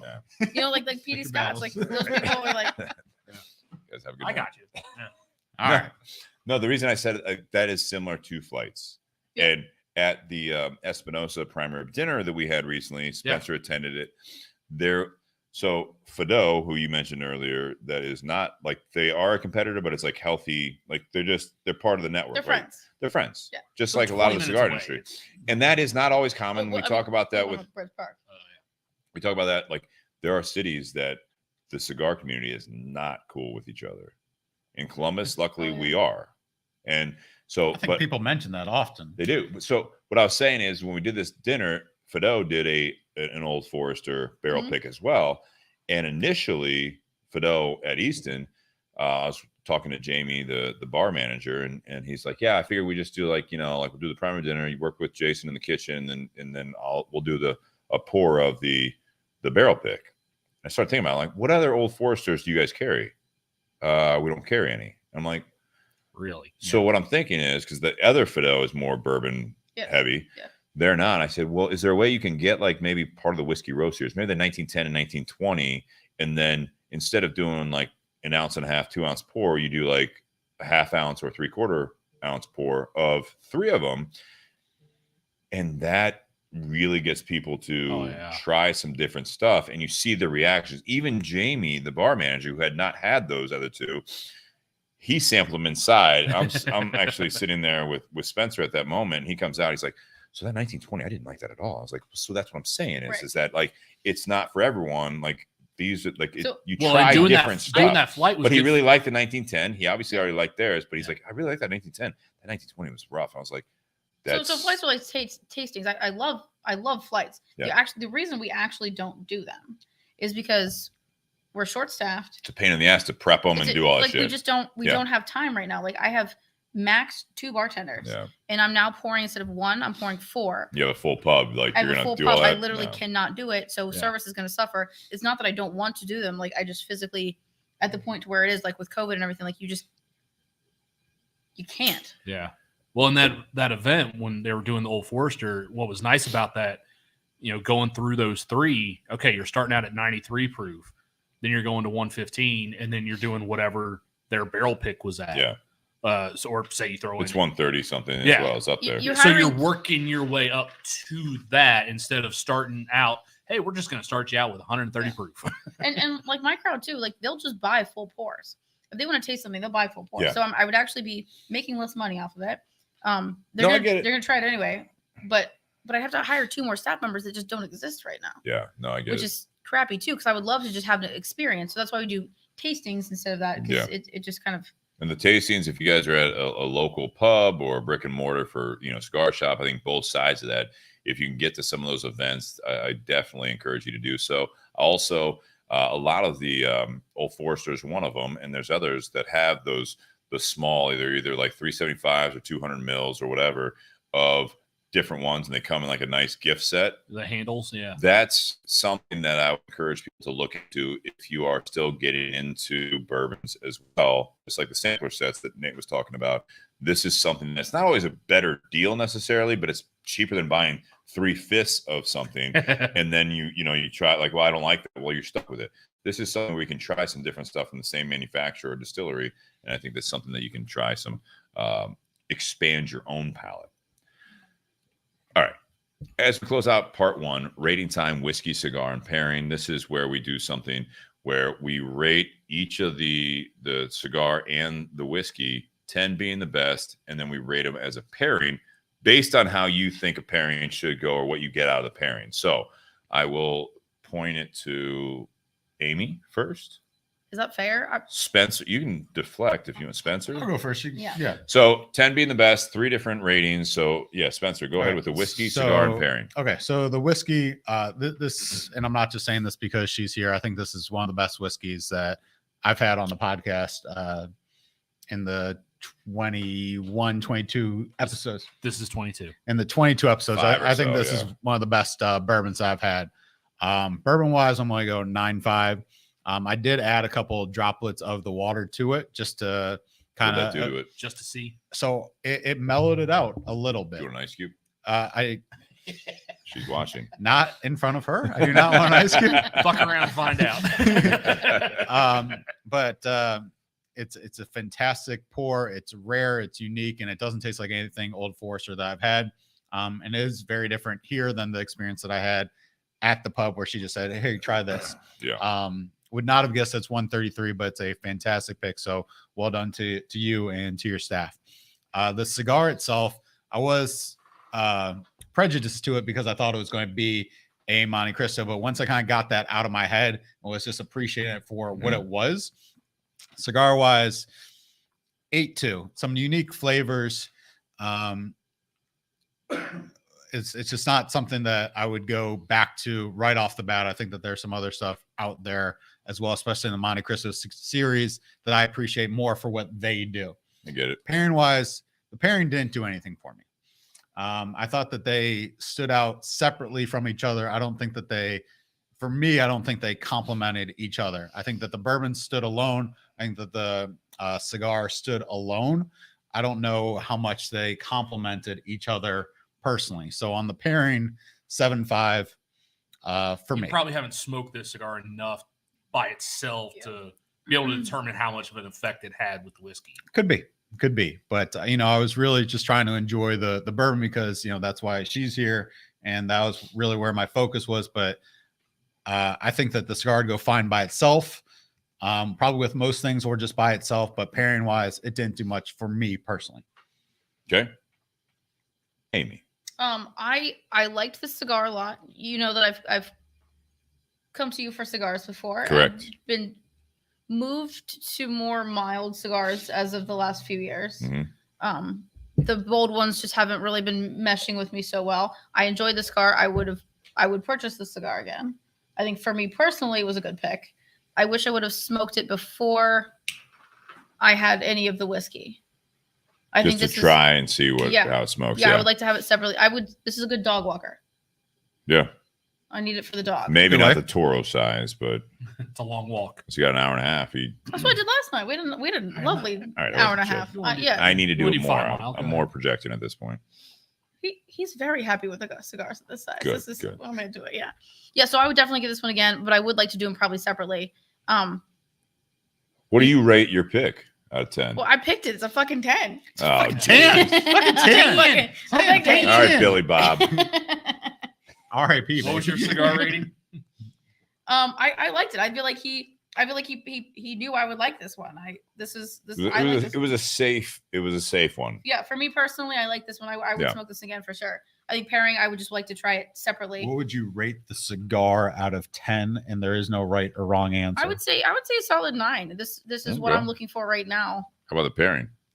I don't like them together. I want them two separate things, but pairing not so much. But again, you didn't know what I was bringing, so. Mm-hmm. I would say that your nails are 10 out of 10. Thank you. You're welcome. I did them just for today. We appreciate So what's that. the number on that pairing? Yeah, what would you rate the pairing out of 10? Like a 5. Oof. Well, it's a blind pair. Like, Yeah. you don't know. No, It's a fucking guess. Like, Yeah. Russian gymnast, Judge. That's not what I said. All right. Nate, how about you? So I had written mine down before anyone else had given theirs. Mine are actually pretty close to Spencer's. On the whiskey, I give it a 9.5. It's a high rating for Mr. Nate too. Well, and I never talked about. You guys were talking about tasting notes. I never said mine, and Go for it. I up front I get a little bit of caramel, dark cherry, and then there's this little graham cracker to it as well that I get. But then on the finish, as Amy said, I definitely get some of that clove on the finish. But yeah, for me, right up front, it's initially very sweet. It's not until it goes down the hatch that I started getting some of that spice. On the cigar, I'm an 8 on the cigar. I think it's a very solid cigar. One of my coworkers, like, this is the cigar he gets every time he comes into the shop. So I specifically texted him before we went live and was like, hey, we're going to be talking about your favorite cigar, so you might want to tune in. But as far as the pairing, I think going from the whiskey to the cigar, it just makes a lot of spice on your palate, and it kind of dims the cigar a little bit. Just go lighter cigar if you had to do it again? No, I would actually do something more bold. Okay. Because I've done like some full body spicy cigars with like some high proof ryes and stuff like that. And you would think that would just be too overwhelming on the palate.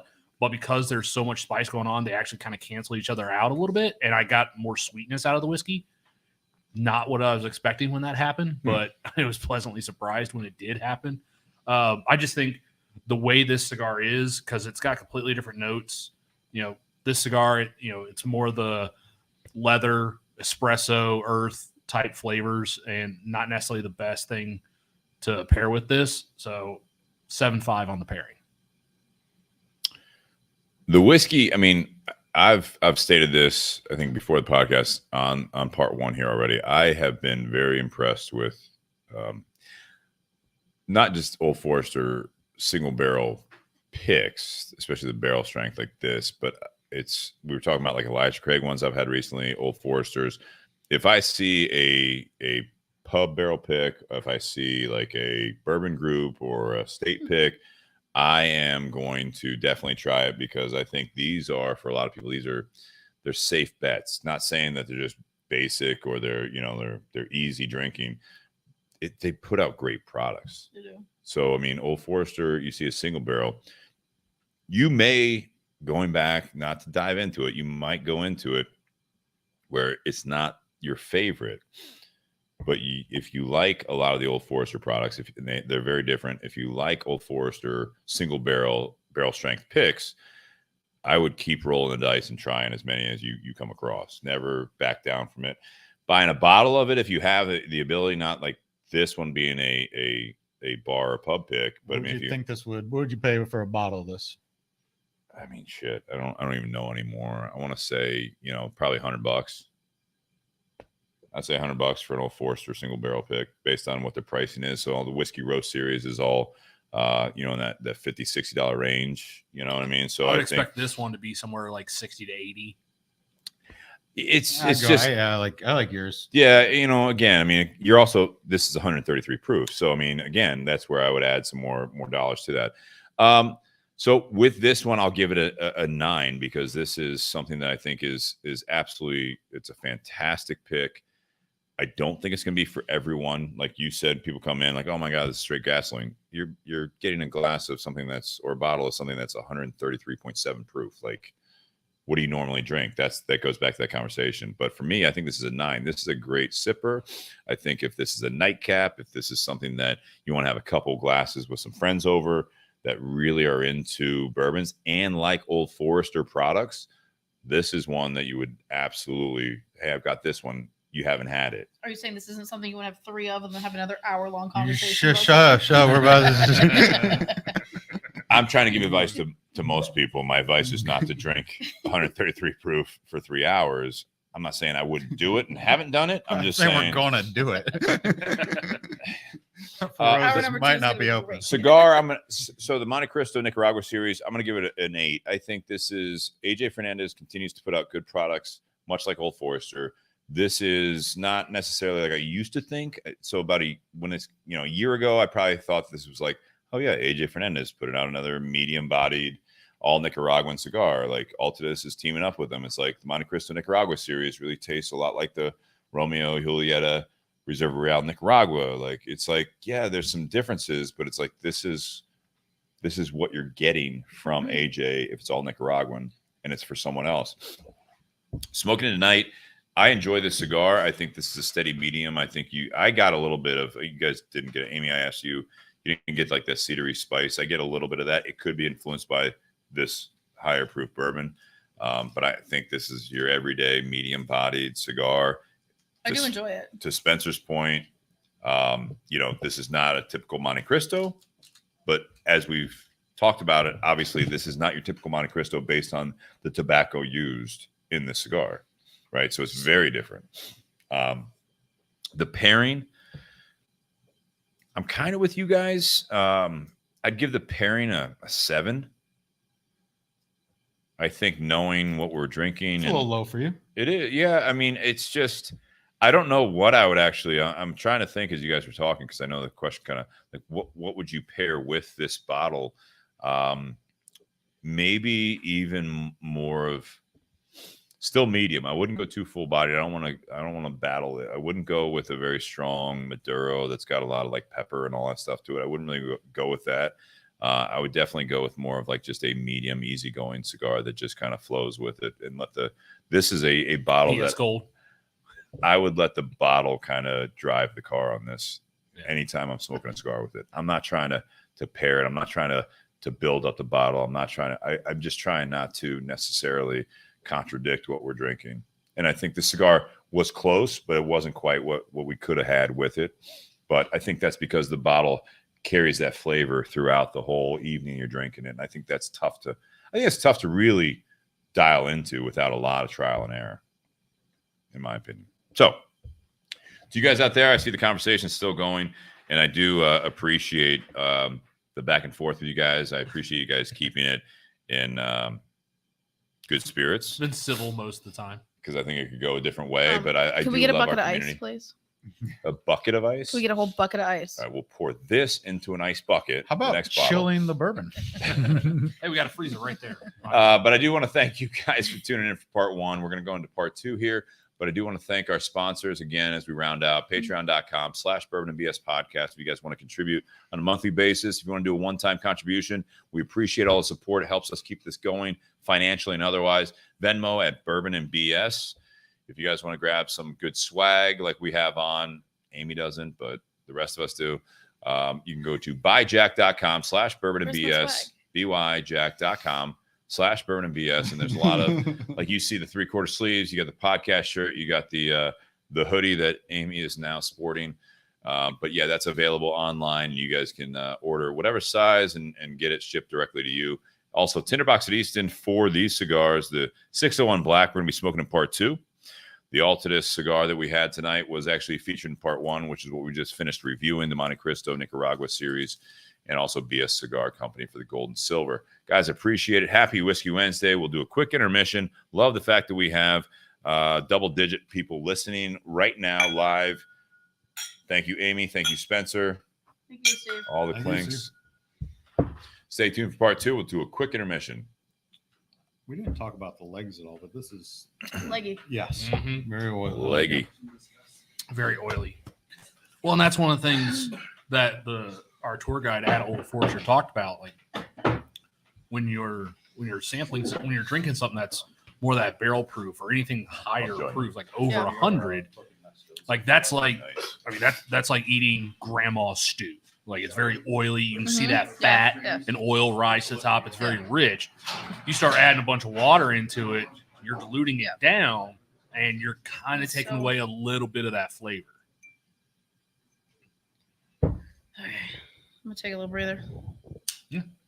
I like hit an ash about like halfway through that conversation. Like, oh. You hit an ash? Yeah, I just was like puffing.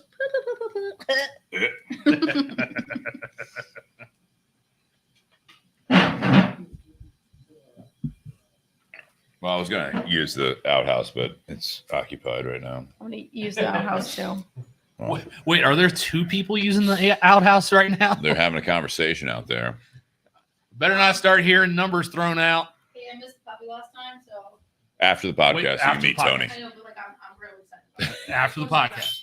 After the podcast, Tony will make an appearance. He's trying to make an appearance right now. I'm super excited about it. Yeah, this is like while people are watching, this is the intermission, but I will not say enough that I've been really impressed with the single barrel picks that we've had from Elijah Craig, now Old Forrester. I've said it before, and I'm not going to say it in front of Amy because I don't want her to confirm nor deny it, but the new riff stuff is the one that I was thinking. I know you knew what I was talking about. And not anything against what they're doing down there. It's just not for me. And I've had some of their single barrels. I've had some of their barrel picks, and it's just that I think they are all on the train of being unique. The what was it? The Jay Mattingly one? Yeah. So I thought they were kind of on the train as well, where it's like, let's do something unique. And some people really like it, but that's not a mass quantity type, like mass audience. Some of their stuff was when we had some bottles. I forget who it was. No, I'm going to go out there. Oh, okay. I forget who it was. It may have been Ann when she was still with Watershed. No, I forget who. Someone from. Actually, no. It was a rep for Jay Mattingly that came into the Tinder Box, right, and actually dropped off tester bottles, and some of those were just sitting there going, "Who the hell is gonna drink?" And some of them were great. Some of them were absolutely fantastic, Yeah. but there was one bottle in particular that it wasn't gasoline. No, it was gasoline that was already set on fire. I mean, it just wanted to melt and obliterate your palate. And we're like, but what I thought was interesting about that was the lady was talking about the process where, like, on a lot of this stuff, like they'll try it at barrel proof and then they'll just slowly proof it down until they find what that sweet spot is of having the flavor profile that they're really looking for. And I'm sitting there like, this is where you settled at for this one? Like, right. Holy shit, you might as well just stick a blowtorch in my mouth. Like, well, I'll say this, and unfortunately Amy's not out here. Just real quick, Bob Brer says, Steve, New Riff is doing great things. Their stuff punches well above their weight class for how young it is. Going to be superb when it's 8 to 10 years old. But I'm not saying they don't have good products. I'm with that distillery, there are a couple others, and again, I'm not as well versed as you, but the my experience. No, well, my experience, we were but also 1 out of 4 on my perspective of it is that if you go out there and you're trying to do things that are unique, that gets you so far. Bob Brer has been on the show before, good friend of mine, and it's just something that he's really dialed in. If that's all you're putting out, is that I'm also, and again, it's just like cigars, which is I'm more well versed in.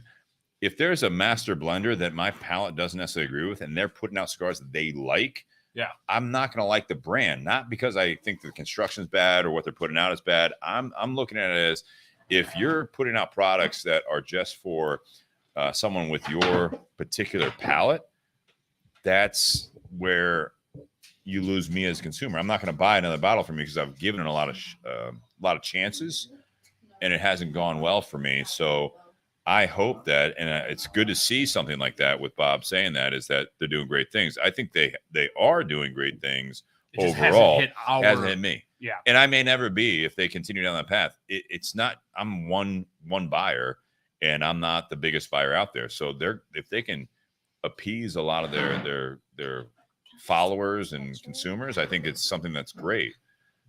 I also don't think that you should, to Bob's point, I don't think that you should bow down to just doing something that is the same thing on the shelf as everyone else, because that'll get you so far too. You'll be kind of muted by all that. Yeah. All right, now that you guys are back, I'm gonna check my lawn.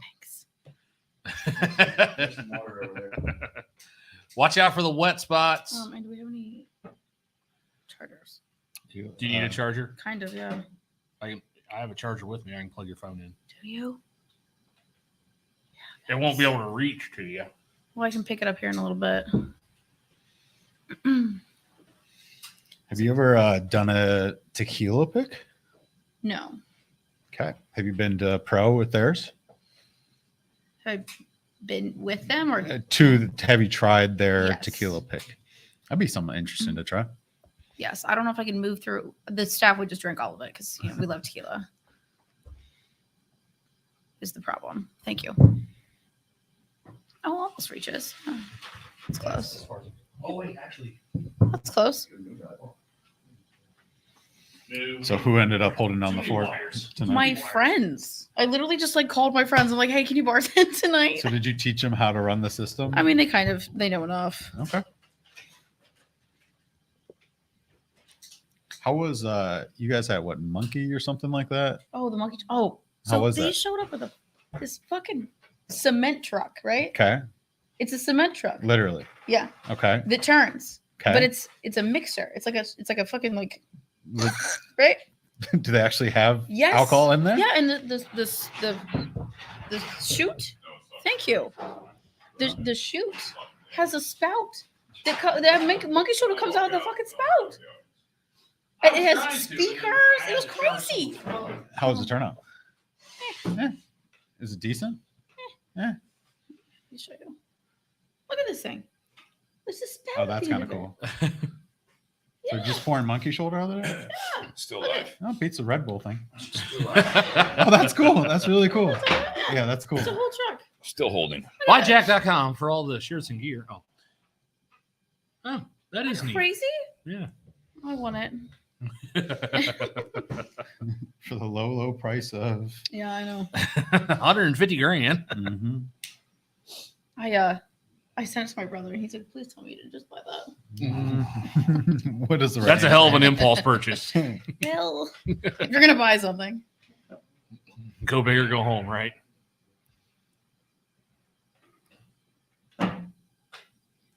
Just to before we get into and Amy, you don't have to comment. I don't know if this is what you were referring to, but when you were inside, I had mentioned a certain distillery of some of the stuff that I wasn't caring for with the barrel picks and even their own single barrels.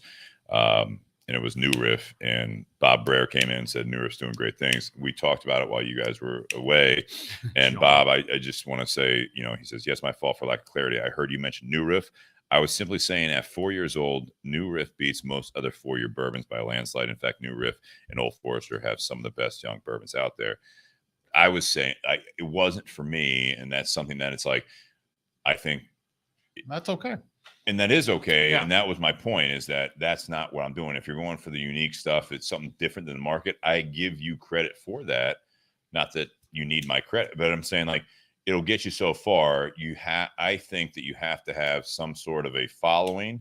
If you're going to get bigger, you have to have the mass following. Everyone dogs, some of the distilleries that pump out the everyday stuff, or like the breweries that pump out the everyday stuff. And it's like, they're making way more money than you, and that gives them more creativity because they pay the bills with these other things. But if all you're doing is doing it for what you like, that will get you so far, and hopefully it'll get you far enough that you can put food on the table and you can continue to expand the business.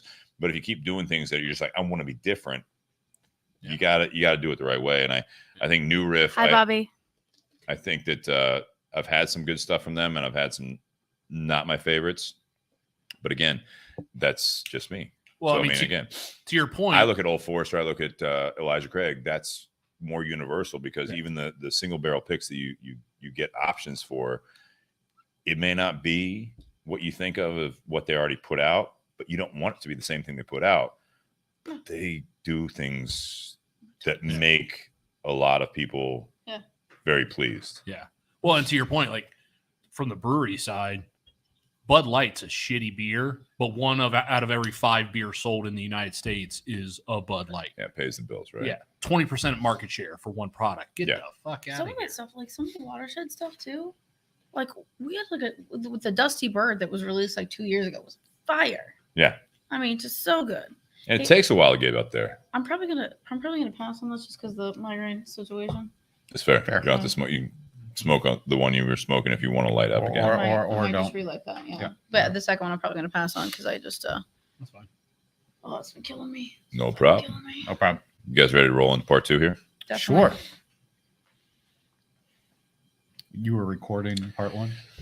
Yeah, I think so. God damn it, Spencer. Trying to have a moment of silence, not for anything important, but just for me to be able to. Probably stop talking though. Mhm. Whenever you're ready. 3. Welcome back to the Bourbon and BS podcast, everyone. This is episode 243, part 2, Beyond the BS.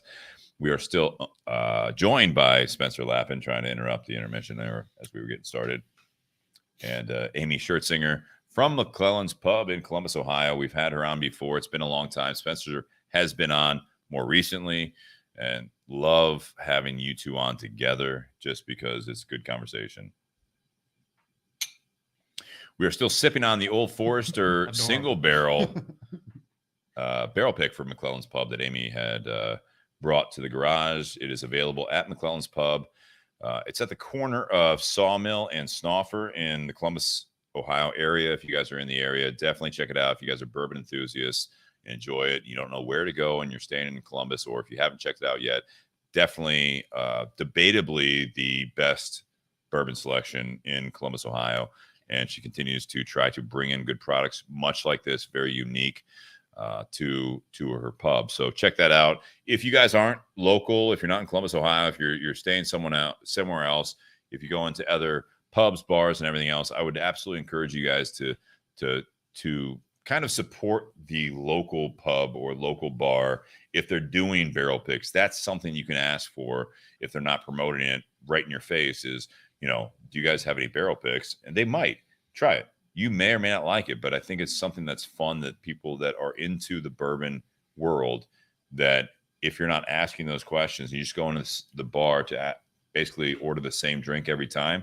If you like it, great. But if you are looking for something new, this is a great way to go, is see if they have any barrel picks, because this is very, very common in the industry right now. But what's not common, having a tough time too, to support. Yeah, to support the industry, absolutely. Something they're doing too would be great. Absolutely.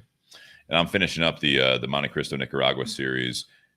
Looks like Spencer lit up the 601 Black, which is going to be, I think, a little bit milder, but this is going to be from Espinosa.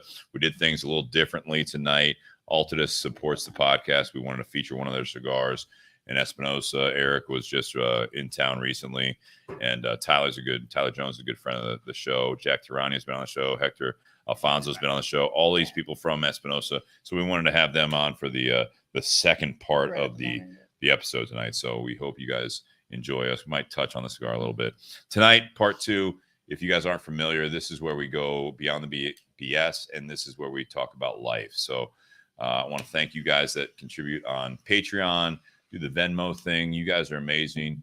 Patreon.com/Bourbon and BS podcast, or Venmo at Bourbon and BS. And also thank you again to Altadis, BS Cigar Company, and of course Tinder Box at Easton, Columbus, Ohio. If you're in the Columbus area, check out McClellan's, check out Tinder Box at Easton. Just great locations that you may not have locally, especially if you don't have any brick and mortars locally. These are great options for you if you're in the Columbus area. So we appreciate that. Tonight's topic, put it up on there. What chapter of life are you on? This is something that last week the topic was memories or dreams. And we had a good conversation about that. Sean, who's in the garage, he was on the show last week, and we had a great conversation about that. This is something that I wanted to expand on, especially with Spencer and Amy being in the garage with us. But I think this is something that when you look at your life, you know, if you're reading your own autobiography or a biography written by someone else, where are you at in your life? You know, where are you at in your book? Where is the chapter that you're reading? Is it short? Is it long? Is it exciting? Is it boring? Is it going to lose someone as a reader? If you're losing a reader, are you good living that life, writing that story?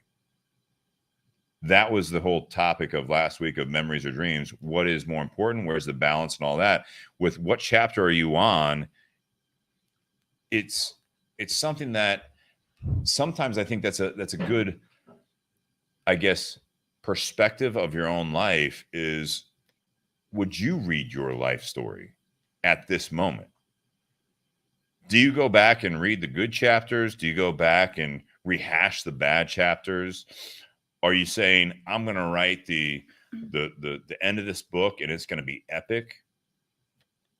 but right now you're reading chapter whatever it is in your life, and you're like, fuck, I wouldn't even read this.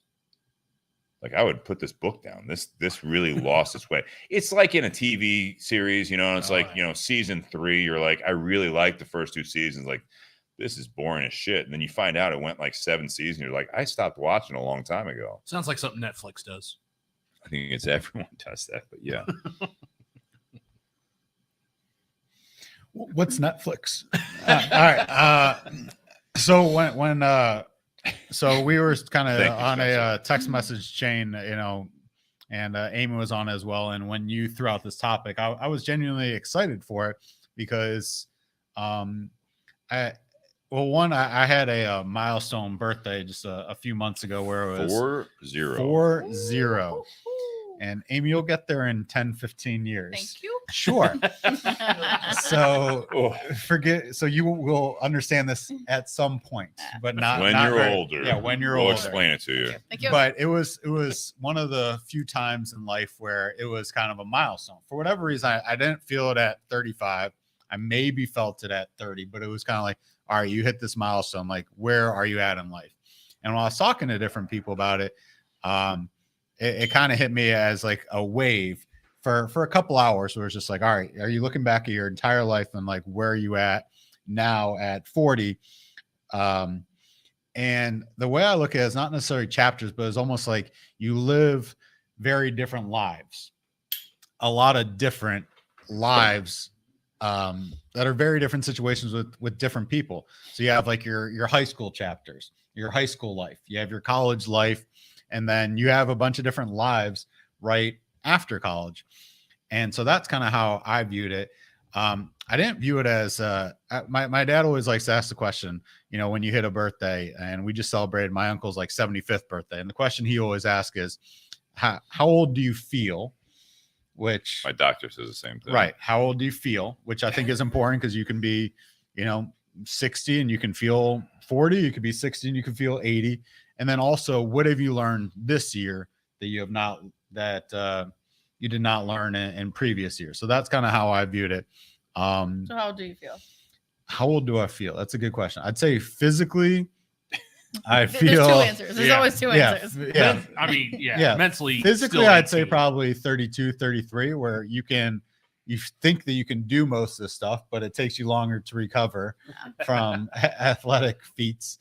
But mentally, I don't feel the same 40 that other people feel because I don't have the same experiences.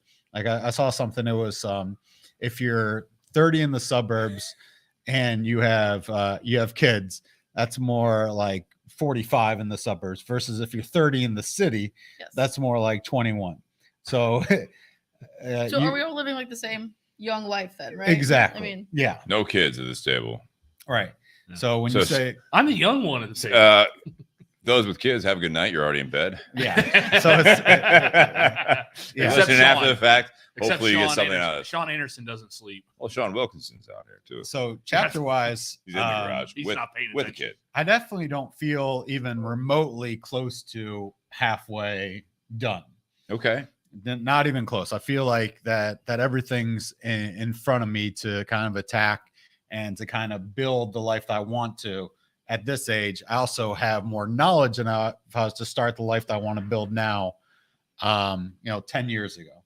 Yeah. So I feel like this is a good age to have more knowledge, which could be a good thing because you kind of know the answers to more questions, but you're also not as naive and you're probably a little bit more jaded than you were when you're in your 20s or even early 30s because you've experienced more things and you're almost more, I don't want to say pessimistic. I'd like to say more jaded towards life just because you've seen different things happen in your own life and also more people around you.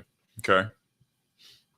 So if I were to say, this is just, I mean, I have no basis on this, but Spencer, based on those comments, the book of your life, if you were writing it right now, what chapter are you on, number wise? Well, I guess it depends. Just turned 40, right? Yeah. I guess it depends on how You're long, writing how it long, and all how that long stuff. the I get book that. is, right? No, I understand that, but So- like you don't know that, which we haven't really gotten to yet. You don't know that part of it. I would say still the first third of the book. So you live to be 120. That's the goal. If you're going by years. Yeah. And experience and excitement, you think that, based on that, I think that's actually a good point, is that you just turned 40. So you think you're at the first third of the book. That means you think definitely not halfway done. So yeah. Yeah. so, but I not also halfway think that, again, it goes back to, this is not a diary. This is, when I'm talking about this, what chapter of life are you on? It's not necessarily a linear timeline in the sense that, like, well, day one I did this, day whatever, year whatever I did this. It's, you think that with the attitude that you have, the way you're writing your life right now, and the attitude you have of making your life a story, yes, out of your control, it could be your twilight years, and the book ends quickly, right? But the way you're living your life and writing your own story is that you think that 40 years into it, the next, say, hopefully 40, 50 years, that's 2/3 of your life, because everything that you've written so far and lived so far, you are now really writing something that will grab the reader. This is where it gets really interesting. So there's a lot more words, there's a lot more experience, there's a lot more things going on here, that it's 40 years. You might live to be 70 or 80. That's still maybe just the first third. The next 30, 40, 50 years will make it a longer and more interesting story because of what you think. Yeah, I feel like I have a second bite at the apple, I guess. When you're, I'm in a newer relationship, which is, less than a year old, but I feel like when you have something like that, you get a second bite at the apple, and you get the chance to start a brand new chapter with someone else, which is, it gives you renewed energy. And Nate, how long you been married for? 12 years. 12 years. So, it'll be 12 in December. Yeah. So I don't know what that's like to be in a relationship that long versus how do you. Neither did I until now. Every day. But I feel prior to meeting my wife, my longest relationship, I think, was 5 months. Okay. So I feel like I'm trying to not peak now, but kind of be on that upward trajectory, because you're in, something new, and you also want to start a new chapter with that person and kind of start fresh and give yourself a second chance at life. And you got really kind of bring your past experiences to try to make that a better experience for you and for the other person. But it's exciting point that, like, life's just kind of, my new life is kind of just starting now. And I'm excited for the next chapters to be read, but I learned a bunch from the previous chapters. And also, I'll say this, I look at it as, you're excited about writing the next chapters, right? Yeah. If you started writing your life story now, you would probably glance over, and the certain chapters would be real short, right? Some if you would look be back, fun. I understand it'd be fun, but I'm saying, like, if you, like, at that age, 40, right? So what used to be the midlife attitude, midlife crisis, or midlife whatever. Like, I remember when my parents turned 40. I remember my mom turned 40 and was like, everyone went to Hallmark and got the Grim Reaper stuff, and it was like over the hill stuff. Not the case now. Now it's like, 30 is a new 20 and all this stuff. It's like, no, it just keeps changing. You're getting new body parts at 40. You're getting new body parts at 40. I just got these calf implants. They look great. Thank you. Jeans are a little tight. Probably need to go shopping. No, I think that it's about, again, when are you writing this? And again, if you're listening and you're 20, 30, 40, 50, 60, wherever you're at in life, are you starting the book now? Because I think that also really depends, that changes what chapter you're on. But I do think that you need to be this active writer. You need to be this active journalist of your own life. But you're also inspiring the life story. So I look at it as where you're at now, Spencer. You're saying you have the second chance and all this stuff. It's like, so if you started writing the book now, would the first 40 years of your life be like, all right, I had my childhood, high school years, my 20s, 30s, and they were like really short because now you're excited about where you're at now? No, I think if you look back when you're in it, when you're in college, when you're in college, everyone says this is going to be the best years of your life while you're in college. And they were up, and they were the best 7 years of your life, right? But I think as you get older, everything seems to be a little shorter just because you have more life experiences to compare it to. So when you read your own story, right? So you're 40 years old, right? And you look back at that, and there are a lot of people that have that attitude of, college is the best years of life. They don't let go of that. They keep reading back. They keep going back. Yeah, and you reading those can definitely pages. like live in your glory days and things like that. There you go. But I think my situation's a little unique. Amy's is a little unique as well, and Steve's yours is too. I think everyone's is. Right. That Nate, not so much. Yeah. He left you out there. For But good reason. Nate will go through kind of different. This is unique at this table. different. I'm the oddball here. Yeah. So I don't think they're shorter, but I do think that the memories of them get real short. So a longer relationship, where it's 3 years or 8 years, when you look back at it, it's a blur and you just remember moments of it versus the day-to-day stuff. When you're in it, it seems a lot longer, but when you look back at your experience of high school or, a relationship, it just seems to be a lot shorter looking back on it than it actually was. But those chapters aren't shorter. They're just more distance. Well, I think part of Steve's question there is where you are in your story also has an impact on how you would write the earlier chapters. Yes. So like if I wrote it now, it'd be much different than if I wrote it while you're in it. Yeah, exactly. That's what I think the point he's trying to get at. Like, if you're in a really dark time of your life, that story, like, it's going to come off that way as well. But if you wrote it, 10, 20 years later down the road when everything's going great, you might have a different outlook on that time and you might write the story a little bit differently. Yeah, I definitely wish that I would have written things down or paid more attention to things, how I feel in the moment, because how I feel about things now is very different than when you're in a crappy situation or in a really good situation. You don't appreciate the highs or lows while you're in it, but you can look back on it. But you definitely gloss over a lot of things as more time goes away from it. So I'll say, Amy, right? So that's her name. Hello. Hi, Steve. Trying to bring in the conversation because I'm actually curious about this. I think, so I'll say this. The one thing that really throws me off about this topic is that I am not a big reader.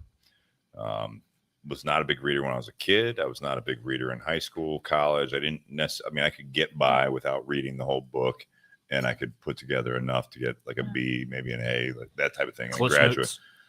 It wasn't even Cliff Notes. I did that later, but like the big thing is like, much like this show, come up with a topic. We can go for now 2 hours, no notes, nothing, just conversation, right? Just really feed off of what I know and what I'm willing to learn and in an open sense as well. But I look at this, the writer's perspective is something I remember from English class, right? Growing up and all that stuff is that the writer's perspective. Really, as a reader, you want to get into the writer's perspective. And I think of this as again, being, I guess, relevant to the first part of this. And, Amy, as long as I've known you, you've been McClellan's Pub. But I know you later. Mm-hmm. I didn't know you when you started the pub, and I didn't know you when, your business partner is now your ex and all that stuff. Is if you were writing your story, writing all that, when that excitement of opening the pub and going through all this stuff, not knowing what the pages ahead, and I know we're going to go way big in this metaphor, so bear with us on this. Three ships. The big thing is that as you're turning those pages, what is a more interesting read to someone riding that wave with you from that writer's perspective, is if you were like writing it as you were going along, or today, do you think it would be more, I guess, respective of what you experienced if you're looking back at it? Okay, well, it's still like a crazy wave, so I'd love to say that it's calmed down and I can look back at it, but it's not. Pick up now. Do like a montage of the last 6, 7, 8 years. Montage.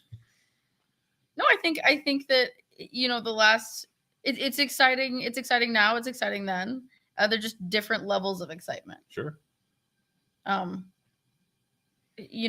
especially the last couple years have been more excitement than I had probably wanted, because I was expecting, we just celebrated our 9-year anniversary. Wow. Congratulations. Thank you. And this past year too, I bought my business partner out, so I don't have one anymore. So Also, that's a little, congratulations. thank you. a little bit different. So looking back on that, still it's a little bit different, I suppose. Would you want to pick, I think with Steve's metaphor, would you want to start kind of looking at your journey now is the time where it's about to take off? Or would you rather kind of look at it like, all right, it just started, or even before the pub and all the experiences that you had kind of before then? I don't know. I think that every piece of it is important. I was hoping at this stage of it, though, it would be a little bit calmer. You hope you'd be cruising a little bit. I would have thought we were cruising like right before COVID, you know? Oh, yeah. And I thought at this point that it would just be coasting. Is that to your industry in general? Yes. Okay. Yes, yeah. Did you, so Do you think that? go ahead. Sorry. No, you're good. Go ahead. Do you think things will ever be coasting for you? I personally? hope so. I'm sorry, personally or like with the industry? Yes. Both. Answer the question. It does not have to be a yes or no answer, but do you think in your life, and I think this is going to maybe resonate with some people, do you think things will be smooth sailing? I would love for them to be smooth sailing. Why? Why? Because What does that look like? tired. No, I get that. No, I get that. You know, life can beat you up, but what does that look like in your life?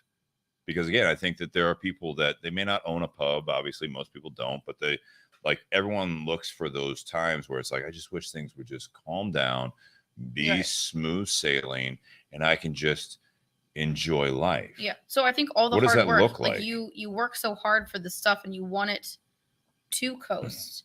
And then when it doesn't, it's just a constant like, okay, we just got to keep going. Got to keep going. And I'm looking forward to that coast. So answer the question, what does that look like? I don't know. Because at this point I can't even see it. So I'll say this, and this conversation is for me is I think that's a lot of people. Yeah. They look for this future, like the future chapters of, to some it might be, you see, scenery, it's beautiful, you retire and all that stuff. People that just like, they're living for retirement, and it's like, I just want it to be just easy. But when you ask that question to someone, what does it actually look like? So I had a really interesting conversation with a guy today, and I'd never met him before.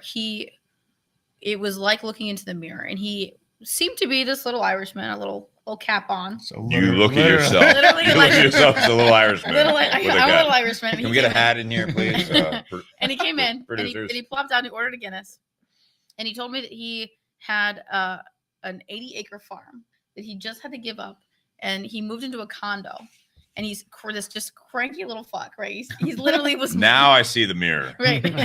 Now I see where we're going with that. He was so upset, and he had to give it up. He had to move in. Him and his wife moved into a condo, and he's like, I don't know what to do with myself. I've always had my farm. I've always had this, and I don't know what to do. He's like, I don't like neighbors. I don't like people. I'm not friendly. What do? I have to stop. I have to. As he's talking to a complete stranger, which I love this irony there. But I was looking at him. I'm like, oh my God, that's me. He's like, how do I quit? How do I stop? How do I, like, what do I do now? And I'm like, oh my God, like, He should buy a farm. but he had a farm, and he, like, all of this stuff. What happened? Did he say? Well, he has a family, he has a wife. He was an older gentleman, and it was just time to move on. And I was just thinking too, I've thought this for years, like, what happens when I am done with the pub? What do I do? How do I calm down? How do I quit? And he's like, I've always had this to do, and now I don't. I've always had the farm to play with. Mm-hmm. And he's like, I haven't gone on vacation because I've always had this. I've always, that was always my excuse, is to always be busy. My hands were always doing something with this, but now I need to focus on my family. But he was so cranky about this. He was so cranky about this condo because he's like, You my should neighbors have. You are like should have that. invited him, by the way, over here tonight. I should have, but I told him, I said, I need you to come back in 6 months because I want to know what it is you do. I want to know how this turns out because you are me, and I want to know what you do because I don't know how this is going to turn out for me. And like, give me some advice. Give me 6 months advice. Is on how that it's gonna work. exciting, or is that like nerve wracking? No, it's terrifying terrifying. because even on my days Trying off, to be polite. because even on my days off, like, I am at the house, like, okay, what do I have to do with the house? The projects I need to do, like the stuff that has to happen. There's no chill days, and he's the same. It was like looking into a mirror, like 50 years ahead, So I think that's kind of part of the reason I asked that about, like, what is smooth sailing looking like? What is that?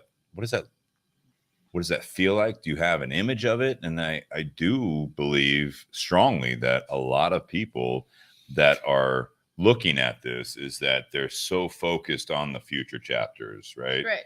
That this is the turbulent time. But much like last week's conversation of memories or dreams, if all you're doing is writing the same thing every day, is that exciting? Well, so To a lot of people. Well, he So had it. Like, he was like, well, I could go to, my friends have a place in Jamaica, so I could just go to Jamaica. He's like, I've been there before. It's really nice. I've been there 4 years. Like, I could do that. He was pissed about it. So that's Pissed. going back to it, is that if you're shooting for this goal in the future of like that, and all of a sudden you have it and you're like, You don't want it. now what? Yeah.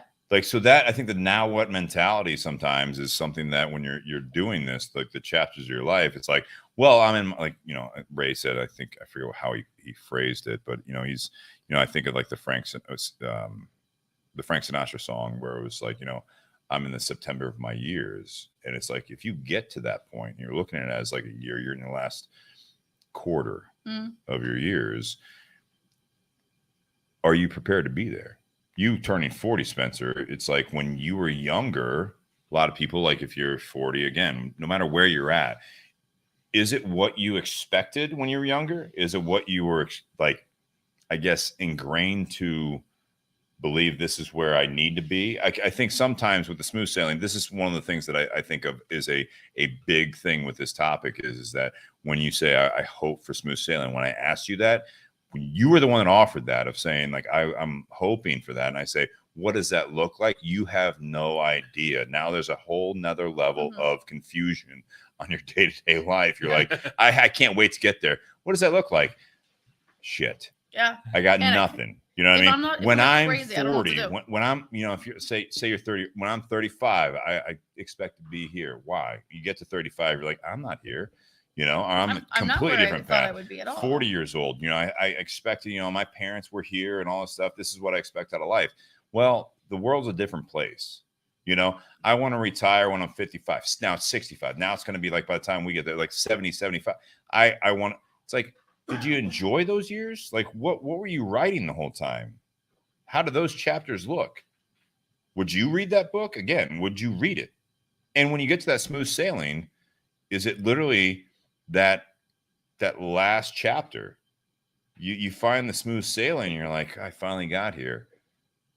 I'd be bored, like probably. This gentleman that you're talking about, who's whatever, 70, 80 years old.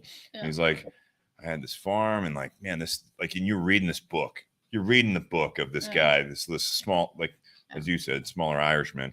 You know, I'm reading this book, and it's like, oh man, he's got this 80 acre. Oh, this is amazing. Potato farm, I'm assuming. This is amazing. Jesus, I can't wait. So I'm on. So say you're on like chapter 30, and you're like, oh man, this story's really getting good. He finally feels like he's at this place. Flip the page, chapter 31.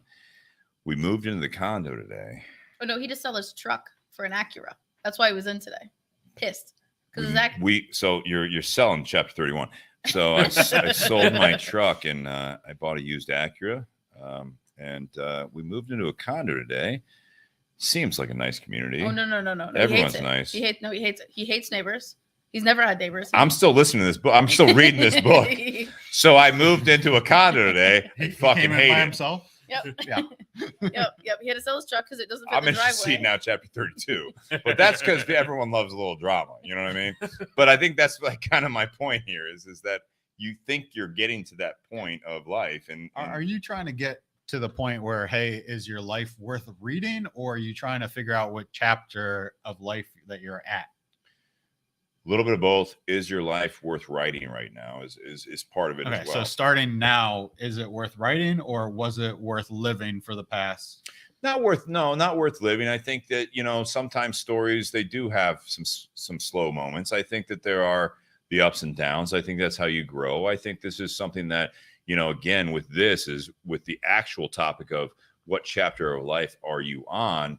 There is a little bit of a self-realization, a self-check there is that, are you writing a good story that first and foremost, would you read what you are writing right now? So, because if you don't, then I think that you need to take a step back, maybe go back to the drawing board and figure out, it's not about like, are you happy? It's like, would you read your own story? So I don't even know if it's that as much as, and I get where you're going with it, but are you progressing?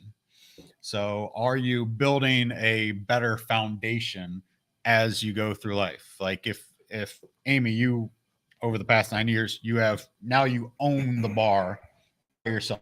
You're moving in a direction. I think if you're doing the same thing every day or for the past, and you're just at the same level, whether it's work-wise, relationship-wise, or just doing the same shit every day, that's different than, hey, are we building bricks? Are we building towards a better future? Are we building a better foundation to our life to get to the next chapter, where I'm at a different place at chapter 10 than I was at chapter 15 because I've taken these little steps every day that don't seem very much at the time, but every little step gets me to this next step of life. I don't know where that step is, but I'm at a better place now than I was a few years ago. I think if you're writing a book, you're writing a story, writing a TV series, you're writing some sort of a story. You're writing a Lifetime movie is what mine is.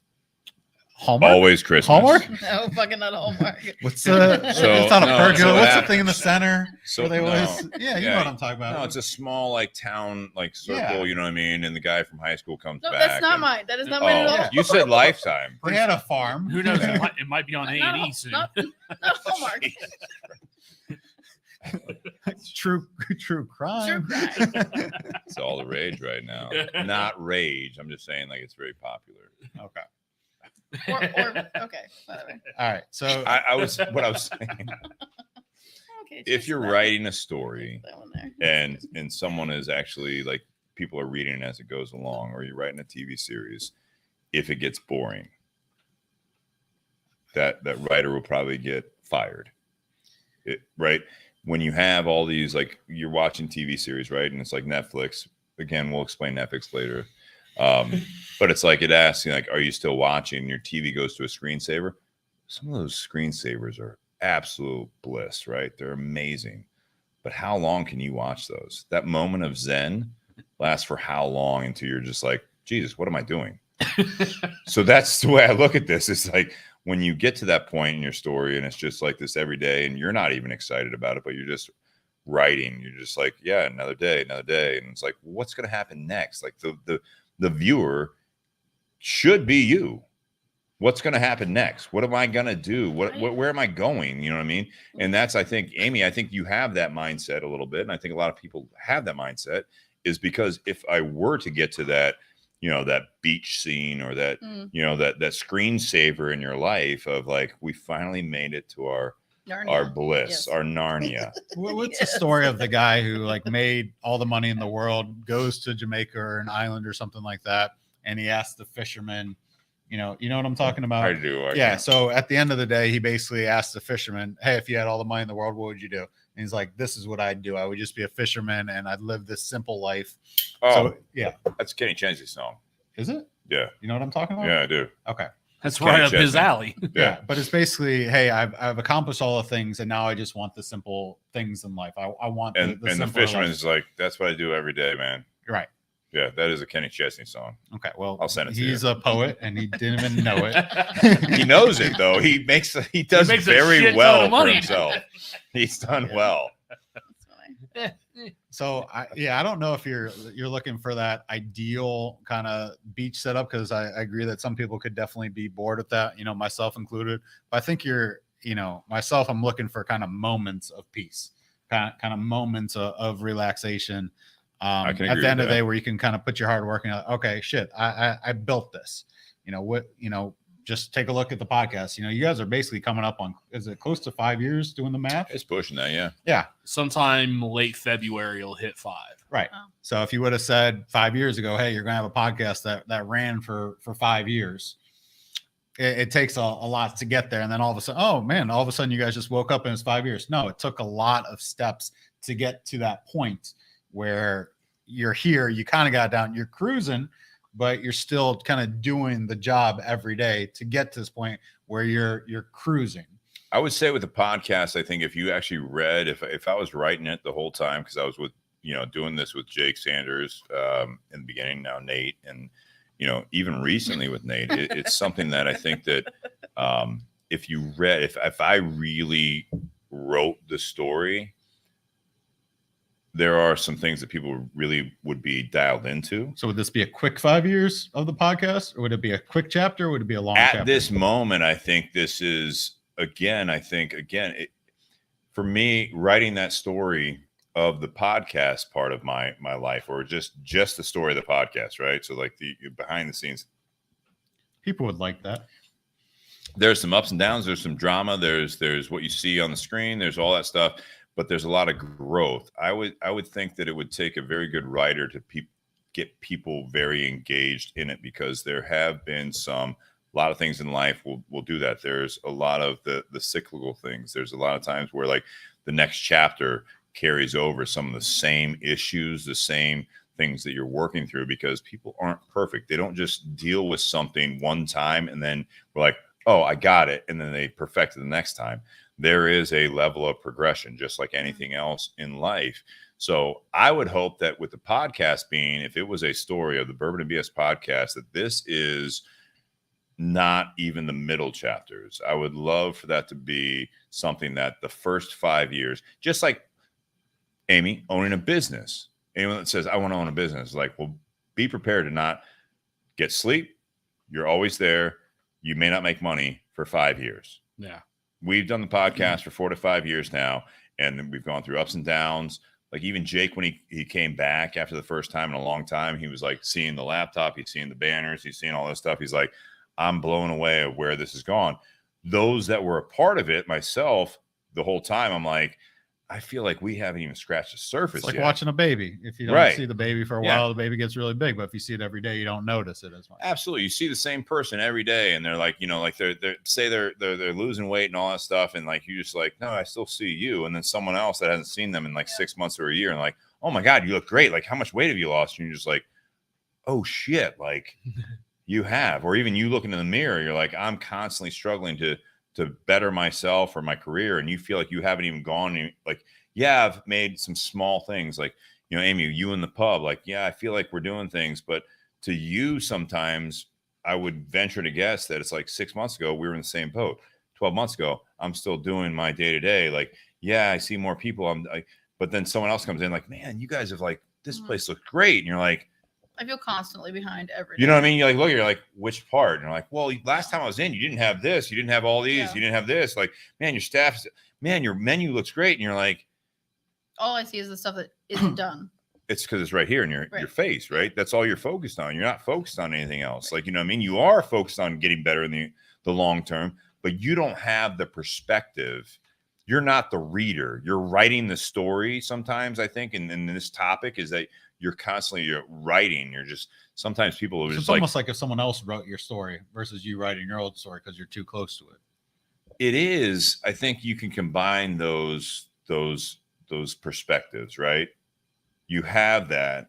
Again, not being a big reader, but I love hearing some of those where it's like, this is someone's life story as told by someone else, because they literally sit back and they, with Amy, like the life of the, like, so for us, life of the podcast, hopefully 10 years from now, and, Amy, McClellan's Pub, and you can just like, they're going to pull that information out of you, because you don't even realize what information that you, or the experiences that you have. Because if you were writing it down in a journal every day, the only reason that would be, I think, valuable to anyone, including yourself, is that if you go back or have someone else go back and read those journal entries, and they're like, do you remember this moment where you actually made that turn? You wrote it down. No, I don't, because I drink too much. It'd be a fucking disaster. Pass the bottle, will you? on that note, can I get a little more? So, Nate, Outside factors, Amy. I got it. Yeah. So 12 years in, do you view your relationship as different chapters of the 12 years? I think every time we move, we consider that a different chapter. Okay. Okay. Like physically move, like to a different location. Are you looking forward to the next benchmark? And you don't have to get specific, but are you assuming that the next 12 years will be, he likes to say, worth reading? Are those next 12 years worth reading kind of going forward, or were these past 12 years worth reading?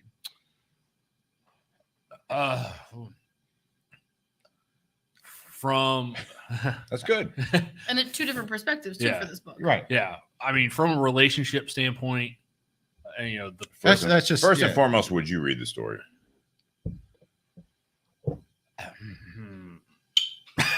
What's that response? No. I think that was the response. No, probably not. I mean, I'd go to the library, maybe check it out, but I'm not paying for the book. That's what that response Cliff was. Notes? That's what that response was. Do I get a sample on Amazon? Like, can I get it on my Kindle? Yeah, and I'm not paying late fees. and I'm not saying would you do things differently. I guess it's just you have to do things to take it whatever the next step is. So if it's moving to the next place, if that's next chapter, if it's adding a pet or adding a little person or something like that to it. We literally just started a new chapter in our lives a few months ago when we made our most recent move, because that move also included her mother moving in, because her mother earlier this year had some health issues, and the place where she had lived at for the past 19 years is no longer the safe place that it used to be. Okay. And so this was, a decision that we talked about long before we actually made the decision to have her move in, but it's another chapter. It's new. I mean, it's, when I say new, like we've only been doing this for 4 months. So you're a head down type of guy. You're a worker bee, right? Yeah, You just kind of put your head down and do it. nose of the grindstone. Okay. Yeah. So as that, similar to Amy, similar to most of us, you kind of see what's right in front of you. Do you have this is what I want for our family. Now it's a family of 3, like stuff that you want to accomplish or stuff that you want to be here this point next year or this point in 5 years or stuff like that. I mean, we have goals that we're working towards. Those goals, stuff like, possibly buying a house, upgrading vehicles, especially when one has a check engine light come on the way here. You made it. Yeah, switch cars. All right. But no, I mean, there are some possibilities of the story that I think we are past happening. Okay. I mean, Like what? I think having kids of our own is kind of past that point. Because Did you want to have kids? yes, but there were Do you want to have kids? there were some hurdles that happened along the way that made that more of a difficult. Do you want to have kids? I'd like to, like, we would both like to. Would you consider like adopting or like starting a family that way? It's possible. I mean, at one point, when years ago, when Jess brought up that topic of having kids, this kind of started and at the same time ended the fight. But I was like, well, Weird. we can either have kids or you can have a horse. Pick one. You already have the horse, so pick one. That's not what she wanted to Yeah, I don't think you have to kill the horse, Nate. No, we don't have to kill it. The kid's riding the horse. By the time that kid gets old enough All to right. ride the horse, that horse is probably gonna Another horse, man. no. Although she's saying yes, and thanks, Steve. You just started another fight when I get home. Appreciate it. Another fight. I'm waiting for my phone to blow up. I'll talk to her. I'll text her. Jess, what's up? So I guess where I think we're all just trying to go with it is, all right, so you're obviously in a more stable situation, at least relationship wise. So Yeah, are very. there do you want the next chapters to be different than the previous? Not just the little things, not just I stuff. think our next chapters are going to include actually doing more things for ourselves. Okay. Such as in why? Well, because there have been a lot of ups and downs, relationship and career wise during our 12 years of marriage. At one point 9 years ago, like if you would have asked me 9 years ago, where do you see your, where you are in your life right now, I would have thought that was the apex of my life 9 years ago. Okay. Wait, back then or now? Back then, at the time, I would have thought At 29, 30 years old. Yes. That was the apex. Because of what I was doing as a career, and Jess and I had been married for a few years. Like, I thought that would have been like one of the. When you say apex, that's like you're about to take that turn, just like below, going forward. Well, as in, yeah, like things are gonna, from here, like we've made this turn, things are gonna be great from here. Yeah, I think when you talk about racing, like apex is like you hit that corner just right. You go out just enough and you take the advantage of it. So you come out of that turn with more speed and at the ready to attack. Well, yeah, exactly. Ready to attack. You're just coming out of that turn with the best availability of what can be an outcome. Yeah. And I mean, and at that time, that's where I thought we were. And in terms of literature, that's when the protagonist showed up. Protagonist or antagonist? I'm sorry, antagonist. Okay. Sorry. Yes. Antagonist showed up there and completely knocked that off course. Who's that? Well, that was when, in my mind, I got let go from my dream job. Okay. So because you had a major setback. Yeah. Because of, where that put us financially and the things that would have allowed us to be able to do. Like if I was even if it wasn't that particular job, but if I still had a job where I was making that kind of money, that would have set our, next 9 years, or, for now looking back, the previous 9 years would have been very, very different. Are you saying working with Steve is not your dream job? For those who didn't hear, is working with Steve. Yeah, speaking to the microphone, please. I didn't want to. And are you saying the podcast or part-time at the cigar shop or? I'm just every time I answer the question. Every time I see a blip on my phone, it's like, oh, is that my wife? Answer the question. You're good. She's texting me. us. Yeah, No, we're good. She says, keep asking them. Yeah, I don't mean to put you on the spot, but I think it's yes, you do. Well, it's kind of the point of the podcast. There's 4 of us here. You absolutely do. Spencer comes on. He is the honorary third. Yeah, co-host. so it's just that. Every time.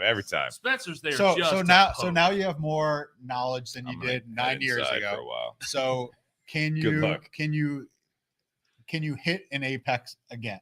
Yes. You got 60 years left of this shit, right? Hopefully. 60 of life, yeah. Holy shit, dude. Okay, Yeah, 50 right. years. But you have the majority of your life ahead of you.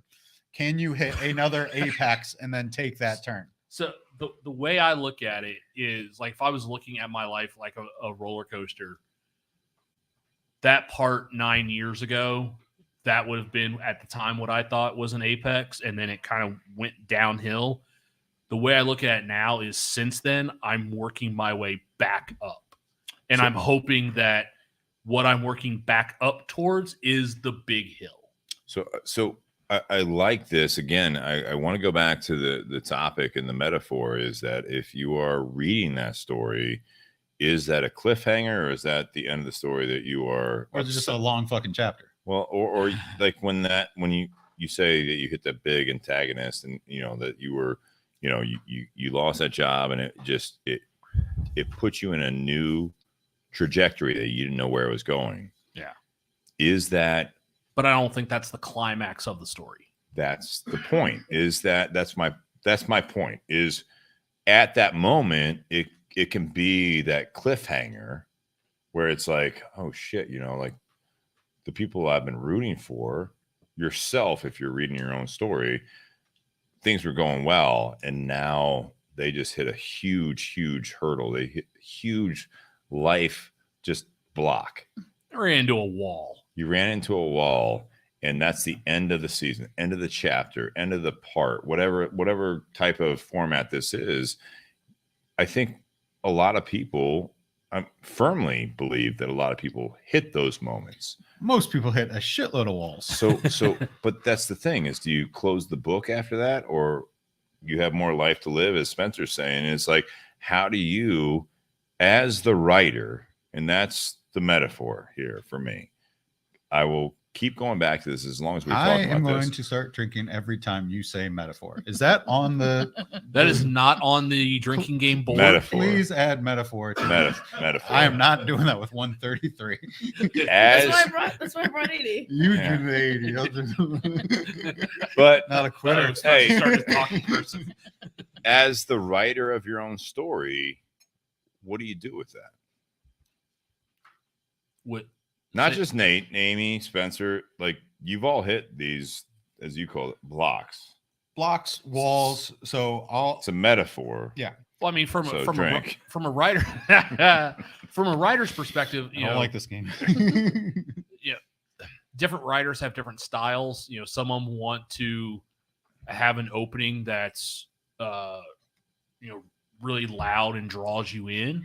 Some writers kind of want to build up the suspense. And I think that Some writers want to take you along with the story, though. yeah, I think where mine is like, the first, call it 25 years of my life, not much of a story worth writing, kind of sets the scene for things later on because there was a lot of either plateau or downhills. That's a good writer, though. But They then appreciate those building blocks. But then, as I hit 20 and 20s, late 20s, that's where things start to pick up. That's where the antagonist comes in, knocks everything back down, and now it's almost like starting over and writing that story to draw the reader back into what may come later down the road. Yeah, I mean, I'll say this, and I'm going to turn it to Amy, then Spencer, but I will say this is that you came here. It's been over a year, so I want to hear from you, Amy. Or you can sit back and hang out. That's fine too. But, Nate, I've had a lot of, you call it an antagonist, but I've had those big blocks as Spencer called it. And it was in what I thought my life was going to be when I was in my early 20s. What I thought my life was going to be in high school and before that, it's like what I, saw the trajectory of my life, whether it be professional and career wise. I didn't know what I wanted to do. Like relationship wise, I thought I knew what I wanted. And it's like, my high school girlfriend was like, that was the end all be all. Like I already hit that, you know what I mean? And when I went to college, it was like, okay, I'm going to go to college. I'm living this life. And now looking back, I look at all of what you call the antagonist, Nate. Mm-hmm. It wasn't really panning out the way that I was really happy about. That was the smooth sailing. I hit some smooth sailing. I think at the time I was too young to appreciate how to capitalize on the smooth sailing and to get back being hungry and, to really kind of guide all that stuff of like, oh, this is really like, this is what I wanted. I'm in my mid-20s. I'm making some money. I'm getting married. I'm doing all this stuff. I got a good job. I got, good family and all that stuff. But it's like, as things went on, that smooth sailing for me, it wasn't boring. It wasn't anything like that, but I was too young to appreciate that. You know what I mean? Like I thought I knew what I wanted in my 20s and then 30s and 40s and 50s, but I was young and smooth sailing early is boring. For me, it wasn't. 20s? It in was 20s? In my 20s. It wasn't boring. It just you can't. I think that I'll speak from my experience. I couldn't handle smooth sailing. It wasn't boring or anything like that. I wasn't looking for the next best thing. I wasn't looking for any of that stuff. I was just really at that moment. It's like you don't know how to appreciate the good things in your life. I feel like that early though. Usually that you're just constantly chasing something. I get what you're saying. I think that's even more common today. Yeah. No matter what age you are, I think that Probably. you're constantly doing that. I think at that point, and again, this is the 2000s, and it's like I was just going along with that. Not to say there weren't good moments and good, efforts on that, but I think that it's like then my life went through those transitions with those, as Nate calls it, the antagonist. It wasn't an antagonist. It was just like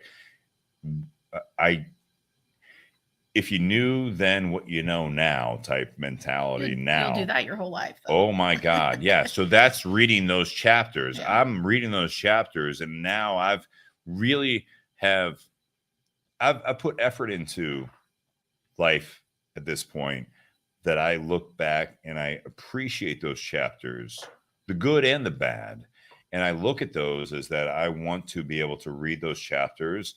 And now at this point, I want to continue to write my story, because those antagonists, as you call it, Nate, but those blocks where I went through a divorce, I got fired for the first time, like from a major career.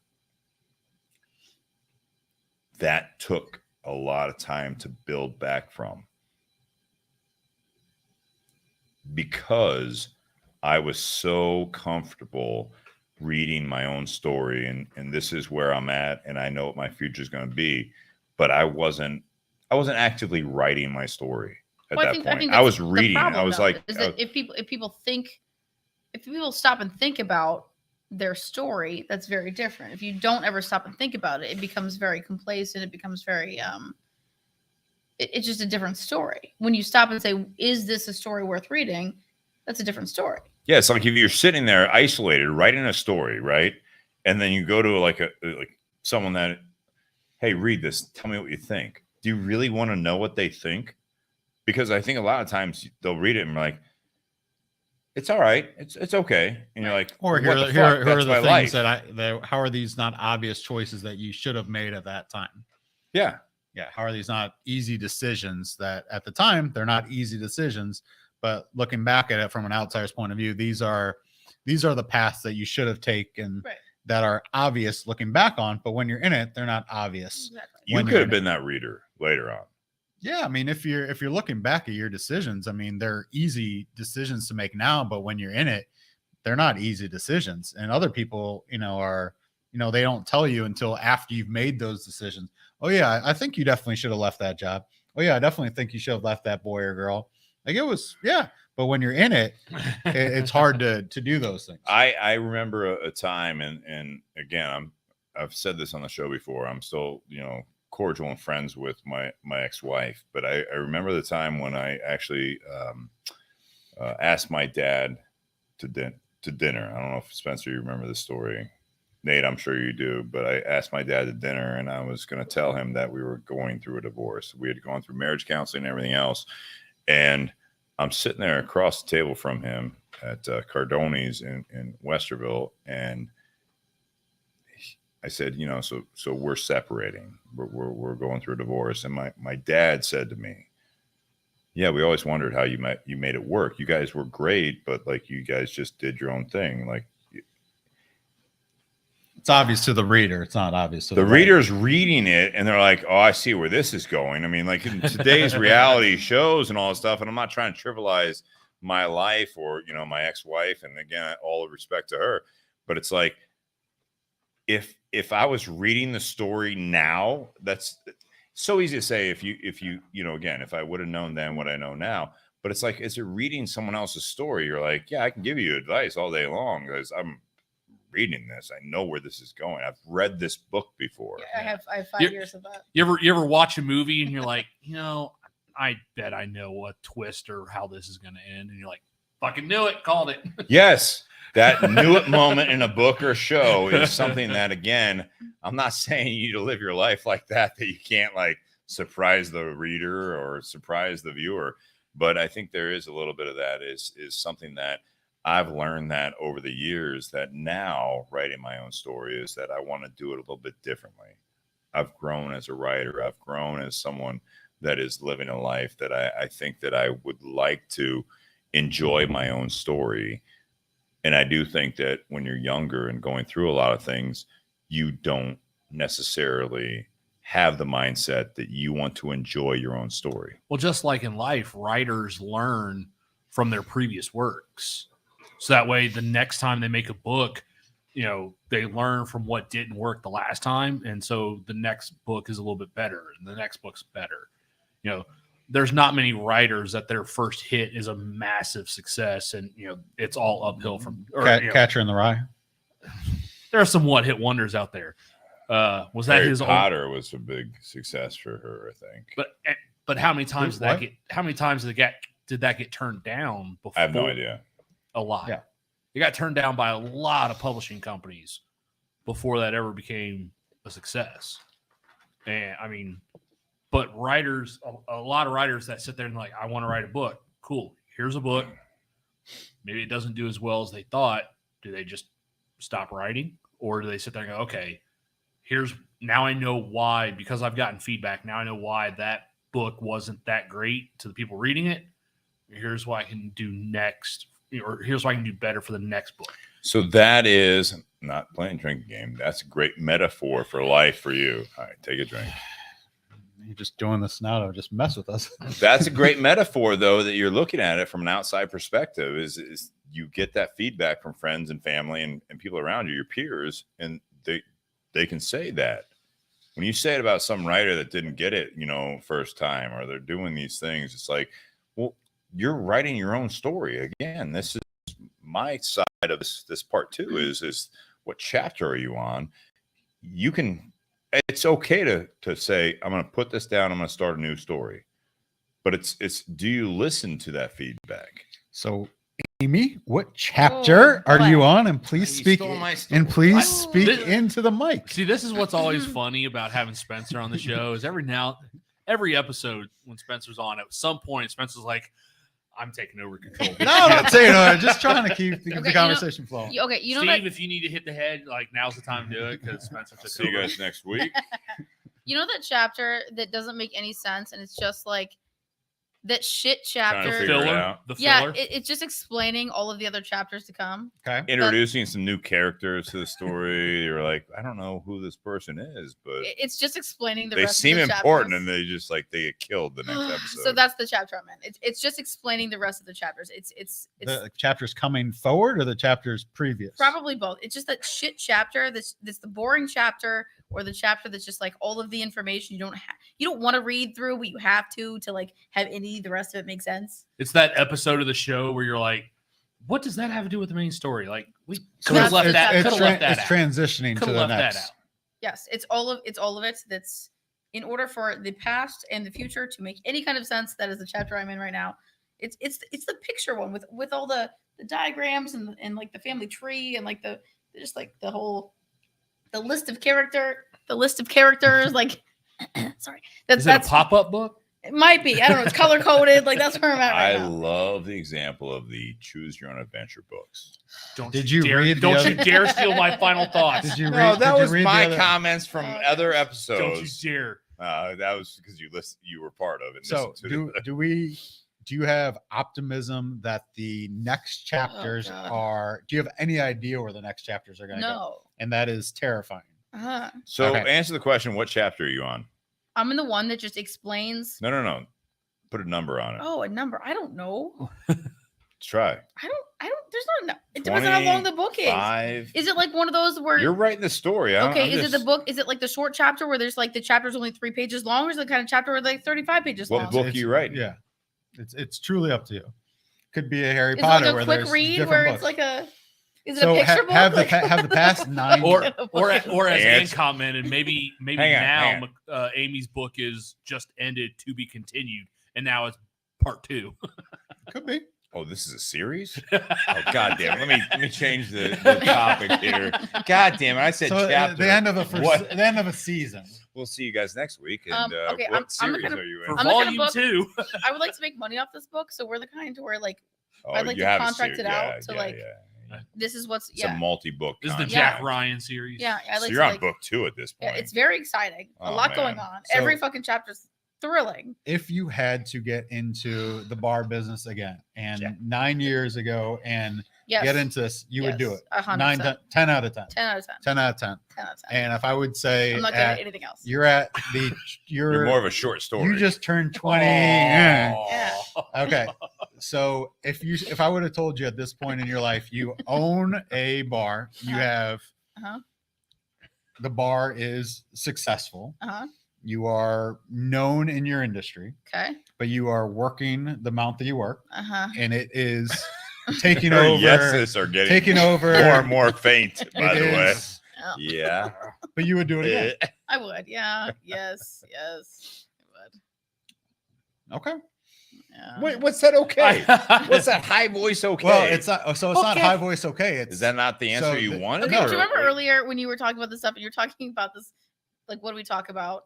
And I said, I'm coming off of 4 days of not sleeping. I'm like super fucking cranky. Sounds awesome. I know. And like all of the things I'm going to say is just no one wants to hear about. Like that's kind of where I'm at. That's right why now. you're sitting back. I'm exhausted. Thanks for Does the coming. Red Bull help? Does No, it it just keeps me upright. It's just water in there. I'm just, That's it's Jaeger in just there, actually. this. No, So- no, that Red Bull can is straight vodka. Are you surviving right now? Like literally or No. financially? Literally. No. Financially, I'm not- hopefully. Like both Getting are a there? struggle. Like both are a real struggle. Like everything is just very different. Because of the past 2 years, or just because that now that you're the main everything for your business? That's good. No, he's still That's- super helpful. He was actually in today replacing an entire wall in the kitchen. Right, but I'm just saying that So you nothing's really changed with that. okay, except Well, for the name it has, on the paper. but it hasn't, right? You know, but it No, I'm has. Mr. McClellan now. It's the same. Like Okay. All right, real quick, right now, on the table. Nate, what chapter are you on in your life? You better pick a number, Amy. Yeah, think about it. Nate, what chapter are you on? I hope I haven't. hit No, the- this is a one volume book. I all hope I haven't don't, hit the- Don't default. However long the book is, I hope I'm not at the midway point yet. Give me a number. Yeah, we do numbers on this show. but like Give me a rating. Yeah. terrible.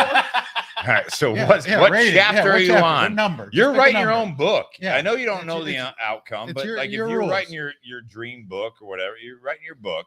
What chapter are you on right now? You're what, 38 years old? Yes. You're still. 38 years old still. Kid's been 38 for the past 5 All right. years. Roll back the tape. What chapter are you on? There's been a little bit more. I get it. I Hey, get it. 9 years from having this shit. Yeah, all right. It was longer. Yeah, I had an interview today, so I had to trim it up a Looks little good. Looks bit. good. Yeah. All right. What number? Yeah, It what still number? looks a lot better than a year ago when it. Yeah, I went back a few chapters. So what chapter are you on? Just ballpark it. I'm going down the line. Let's go. If this was a 40 chapter book, I hope I'm on 18. Ooh, I like that. Amy. Okay, so real quick, I just Googled the average amount of chapters in a novel, Smart. and it says 10 to 12.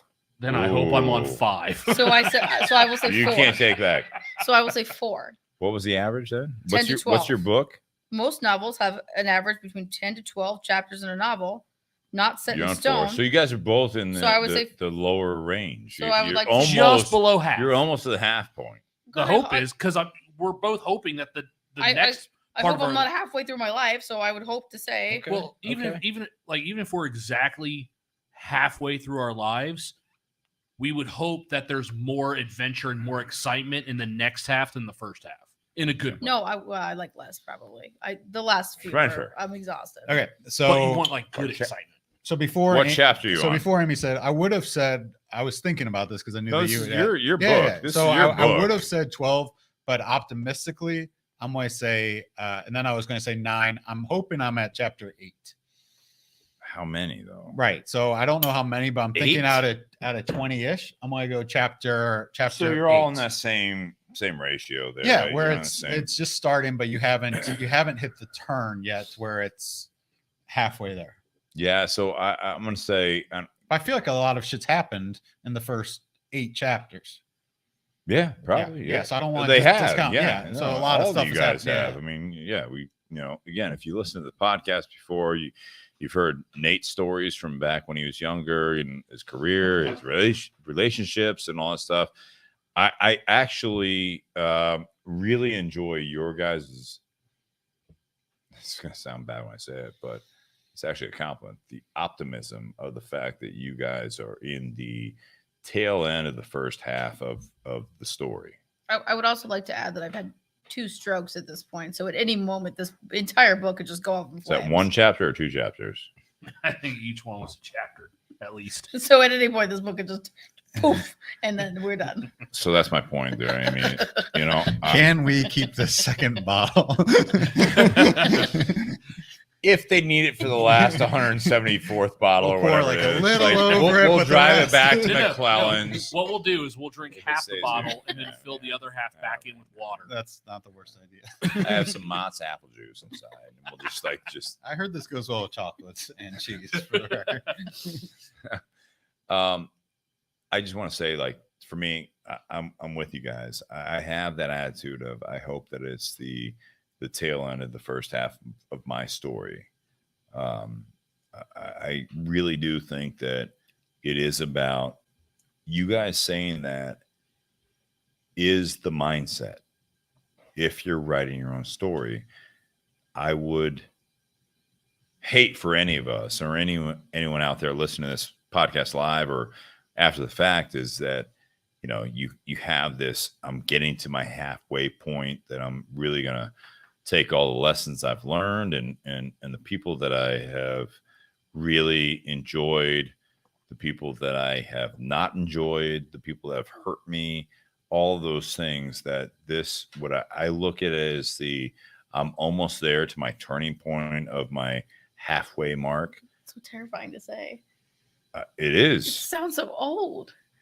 But if you thought you were getting to your halfway mark and then life takes a turn and you don't get further than that, that's where I think that with this whole, what chapter you're on as the writer of your own story is motivation. We're not always going to, there's so many writers that want to be good writers and they fail. They're just not good at telling their own story. There's a lot of people that are trying to write their own lives and they're just not good writers and you got to enjoy at least the moment. And I can appreciate that, but I look at it again, based off of last week's topic of memories or dreams. I don't want you to think that you're writing this epic story of your life, that the end in your mind is you're 80, 90 years old and you don't make it. Or you just survived or just lived your life. And that too. Yeah. But that all is to me the same is I want you to, and when I say that I want you, I'm talking to myself, is I want me and everyone else to realize that the time you have right now is something that you guys are all on that turning point of the halfway mark. I look at it as that I would love to be there, but I've had a lot of reset moments. And I think that I can appreciate that. I hope that I can get to that same ending point, 80, 90 years old and all that stuff. I would hate the smooth sailing thing. I'll ask any of you three, anyone out there, when you think of that, when you're 85 years old, is this a life that you are envisioning, or is the fact that you just think that that's what you're supposed to do? And so that's where I look at this, is that I would love to be in the almost turning point in my life, but I'm trying to force myself to get to that point that I am writing my own story right now. That if I had to be in 5 years writing my story where everything turned on me and now I'm writing my last days, that I didn't wait to write my own story. You know what I mean? Like it's a big thing for me. Maybe it's a midlife crisis. Maybe it's just the things going on in my life. But I love the fact that you guys all look at it as like, I'm almost at that halfway point. I don't feel that way though. Don't feel what way? Like halfway. I don't feel like that's just a. You're not halfway, or you're beyond halfway? I don't feel like I'm halfway. It's a good thing. Yeah. What do you feel like? I feel like less than that. Good. Yeah, that's because you're not where that's where I'm getting. You want to be, or because you're like both. I feel like halfway is like such like a looming, like dooming, like ugh, you know. It's more than that or less than that? Less than that. I feel less. Because you're like, there's going to be better things and more things worth writing about in the future. That's my point, is that, you know, wherever you're at is take control of it and start writing the story. Would you read tomorrow? So where we're at right now, tomorrow is Thursday. It doesn't have to be the most exciting day, but that Thursday, next Thursday, the following Thursday, all this stuff leading up to the end of the year. Now you're in 2023. Now it's all, would you read those last several weeks? Would you read that? Is there anything going on? Are you just like floating through it? When you look at this, is like, are you doing something? I'm not saying like live for the moment. I'm just saying like, is it worth it for you? Yes. Yeah. Mine is crazy. I don't know what y'all talking about. Like mine's nuts. Yes. Good. I would rather read her book than our books. I'm with you. So Steve, So we're gonna work on a publishing Yeah. company. Is that where we're going with this? so everyone who gets older says, what's the one thing you can't get back? It's time. But are you, and this goes for anyone at the table, like, do you wake up trying to attack the day and trying to make that day and enjoy as much that day? Or are you just trying to get through that day? Or are you trying to just get through that month, that 6 months, or that year and hope that not hope, but put things in motion so that you're in a better place next Thursday than you are this Thursday? So for me, it's absolutely what you said. It's if I get relaxed and just survive, I am one that would absolutely let another year go by just surviving. You would. I would. Okay.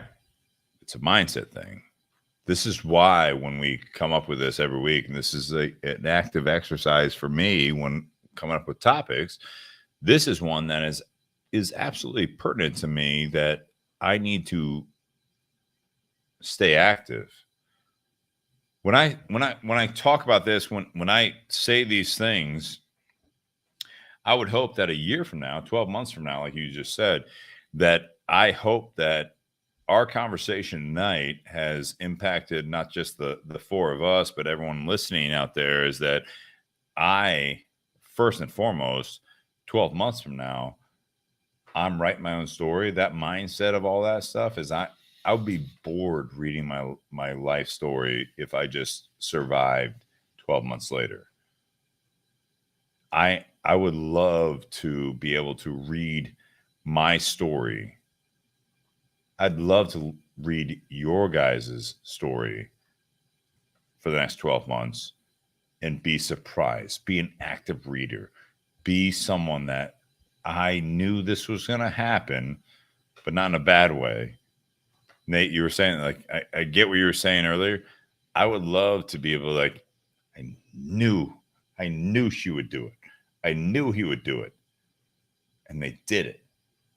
That's the mindset that I think that it's not always easy, but if you have these conversations or you have that mindset that you can actually frame your day-to-day life, it's not always going to be like, I want to make $1 million in the next 12 months. That would be cool. But if you have these goals and you have this day-to-day life that you are really pushing yourself and you're writing your own life story, I think that you can actually get closer to those goals or those moments that you think that would be a great finale for that chapter. I think you can get there or close to it. I don't disagree with what you're saying. Amy, Nate. All right, closing remarks. I was about to say, I think we're ready to just roll that in. Was that your closing remark? Like, holy shit. You're out of your mind if you think he's going first. All right, here. No, he went first. Have you been on this show? He went first to do that, so that way no one interrupts his closing remarks. Fair enough. Yeah, it's happened before. Nate, go ahead.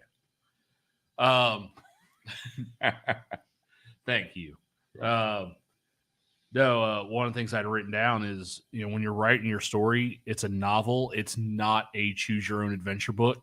You don't get the luxury of, making a choice, looking ahead, seeing where that choice ends up, and then going back. Your life is linear. You can't go back and change it. Yeah. So once you make that choice, you have to stick with it.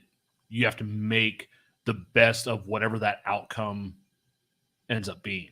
Whether it leads to something good, whether it leads to something bad, you still have to make the best of whatever outcome comes out of that. But it's not the end.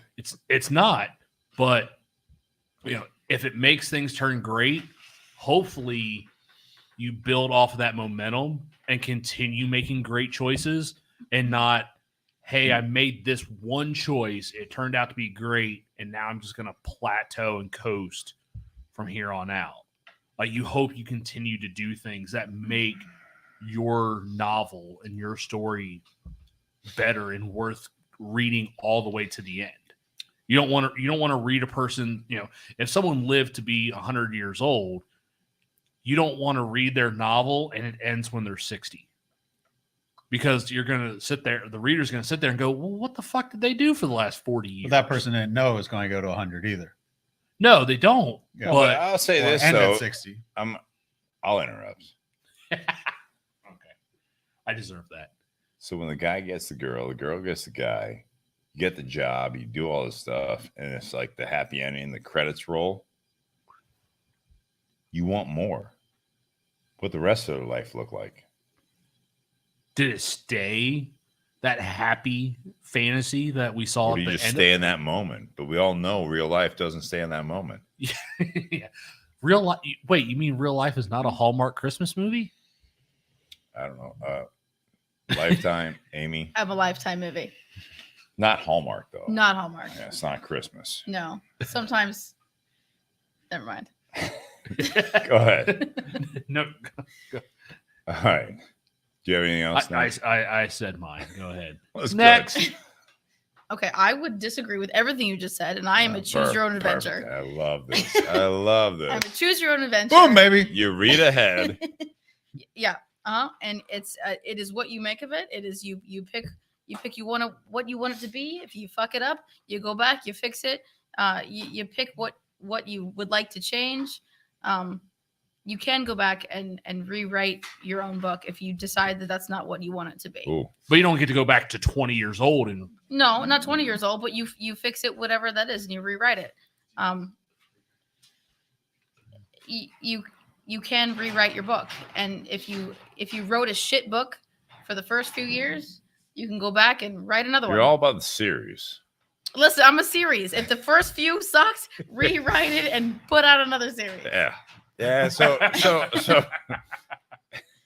But you can, because you're the volume writer. You 2 do what you didn't want. go over as well as volume 1. It could. I It could be can way change more it. exciting. Absolutely. I can change Be a it. ghostwriter. Be a totally different name. Just do Yes. whatever, and you could be just a totally different person. A Are different. you characters. Are you doing that? Yes. All right. Yes, I think so. I think anybody can do that. I think anytime you decide that you don't like the character that you were, you can go back and be a totally different character. You can be a different writer. You can have a different scene. You can be a different spot. You can be a different land. You can be fictional spot. You can be Narnia. You can be, whatever it is you want to be. You can go back Yeah. and change it. Yeah. Yeah. Well said. So first of all, Narnia. I would like to thank Amy again for bringing this delicious bottle, just because it's as you can tell, we're almost done with the bottle, so it all right. brings some good thoughts. Can't finish But it. I agree with you can't 100%. finish it. On the choose your own adventure piece, I do think that you can change your choices and change your direction in life. Just a sports metaphor. They say don't let one bad loss turn into two bad. Don't let Wait, turn it's not a into drink two. when Spencer says it, is it? Yeah, for Oh, sure. okay. It's Don't let rules. one bad These are loss turn rules. into two bad losses. So don't let one bad decision turn into several different bad decisions. Or if you see that one choice doesn't leave you headed in the right direction, bail on that choice. Don't continue to make bad decisions after bad decisions because you think you made a certain choice or decision. Don't pour like bad water on top. Don't pour good money after bad money. Cut your losses at a certain point with it, and move on. So that's kind of my thing, is that you do have a chance to live several different lives throughout this life, and several different chapters, several different series, and you can choose to change the direction of your life at any point. Whether it's at 40 or 20 or 60, you can choose those different paths anytime that you want to. It's just don't double down on bad decisions and try not to make the bad choice multiple times over and over again. Yeah. No one's going to read that book. No one's going to read the book, but I really agree with Amy that you can be whoever you want to be, whenever you want to be, and you can choose to take the book in a different direction at any point. You can. There's and you will live several different lives, sometimes with several different people in those lives and several different businesses, and you will hit walls, and the walls aren't going to stop. It's just how long does it take you to, okay, you got knocked down, you got knocked off the horse. How long does it take you to get back on and, change your path in life? Yeah.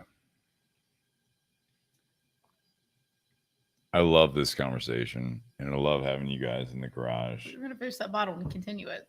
We didn't turn that fucking camera off. Yeah, it's not even open yet. Easy. So I know it's late, and I always expect this with this crew. Whoa. Does that clock even work? It's It's an 11:30. It's an Apple Watch. I think it's Dubai time. No, we don't have many viewers right now live, and I can appreciate that. There's whoever's listening. I think Nate, myself. There's a handful of people listening to this, but looking at this conversation and the topic, and listening to what you guys had to say. My biggest point is that what I got out of this conversation is that you write your own story. So if you want things to be different, I would encourage everyone in this realm of everything we're talking about is look back, read back on your own story. You want things to be different? You are, to Nate's point, the antagonist. You're the protagonist. You are the main character. You are the one living your life. I think that you can do a lot of things that will benefit you, and in turn will benefit people that are around you. You're gonna struggle. No life story worth reading is smooth sailing. That's why I asked that question earlier. It's like, what does smooth sailing look like to you? And it's not exciting. That's why you look at people that are young and they have no responsibilities, and they fuck up their lives because they don't have direction. They don't have goals. I look at it as that, there's not this right way to be. You don't have to necessarily make a lot of money. You don't have to have this no struggle life. The best people that I know have had struggles. They've had failures. They've had failed relationships, and they've also had moments in their life that they were not happy with themselves. I don't encourage that, but I read those stories, because if you're writing your own story, you hope that you can refer to, remember that moment in life as we were getting older, right? All of us at the same age, similar ages, is that you had to source your resources. When you were doing a book report or a speech, you had to source something. Bibliography. You know why? Because you don't know shit. But when you actually source something where you become the source and you put yourself out there, you are that one source that not only other people can rely on if you put it out there, but you can actually rely on that you are growing. You are writing your own book. You are writing your own chapters, volumes if you want to, whatever it is. This is volume 2 or whatever. But you can get to that point that you can get so much out of life that you're actively writing. I don't know if anyone out there or you guys have ever been in that moment that you just want to you got inspired, that you want to write, you want to inspire, you want to live life. I got this agenda that I'm going to just knock out. And you are so amped up that you don't even understand why you're amped up. I've been there. And I've been to that point where I think that inspiring yourself first will absolutely inspire other people, because they look at you and like, man, this person is really getting after it. And I think that's writing your own story, because people want to read your story if you're writing it actively and you're writing something that actually inspires other people. That's how I look at it. I would agree. Happy Whiskey Wednesday, everyone. Cheers. Cheers. Cheers. Nate Dog. Nate. Stretch. Cheers, guy.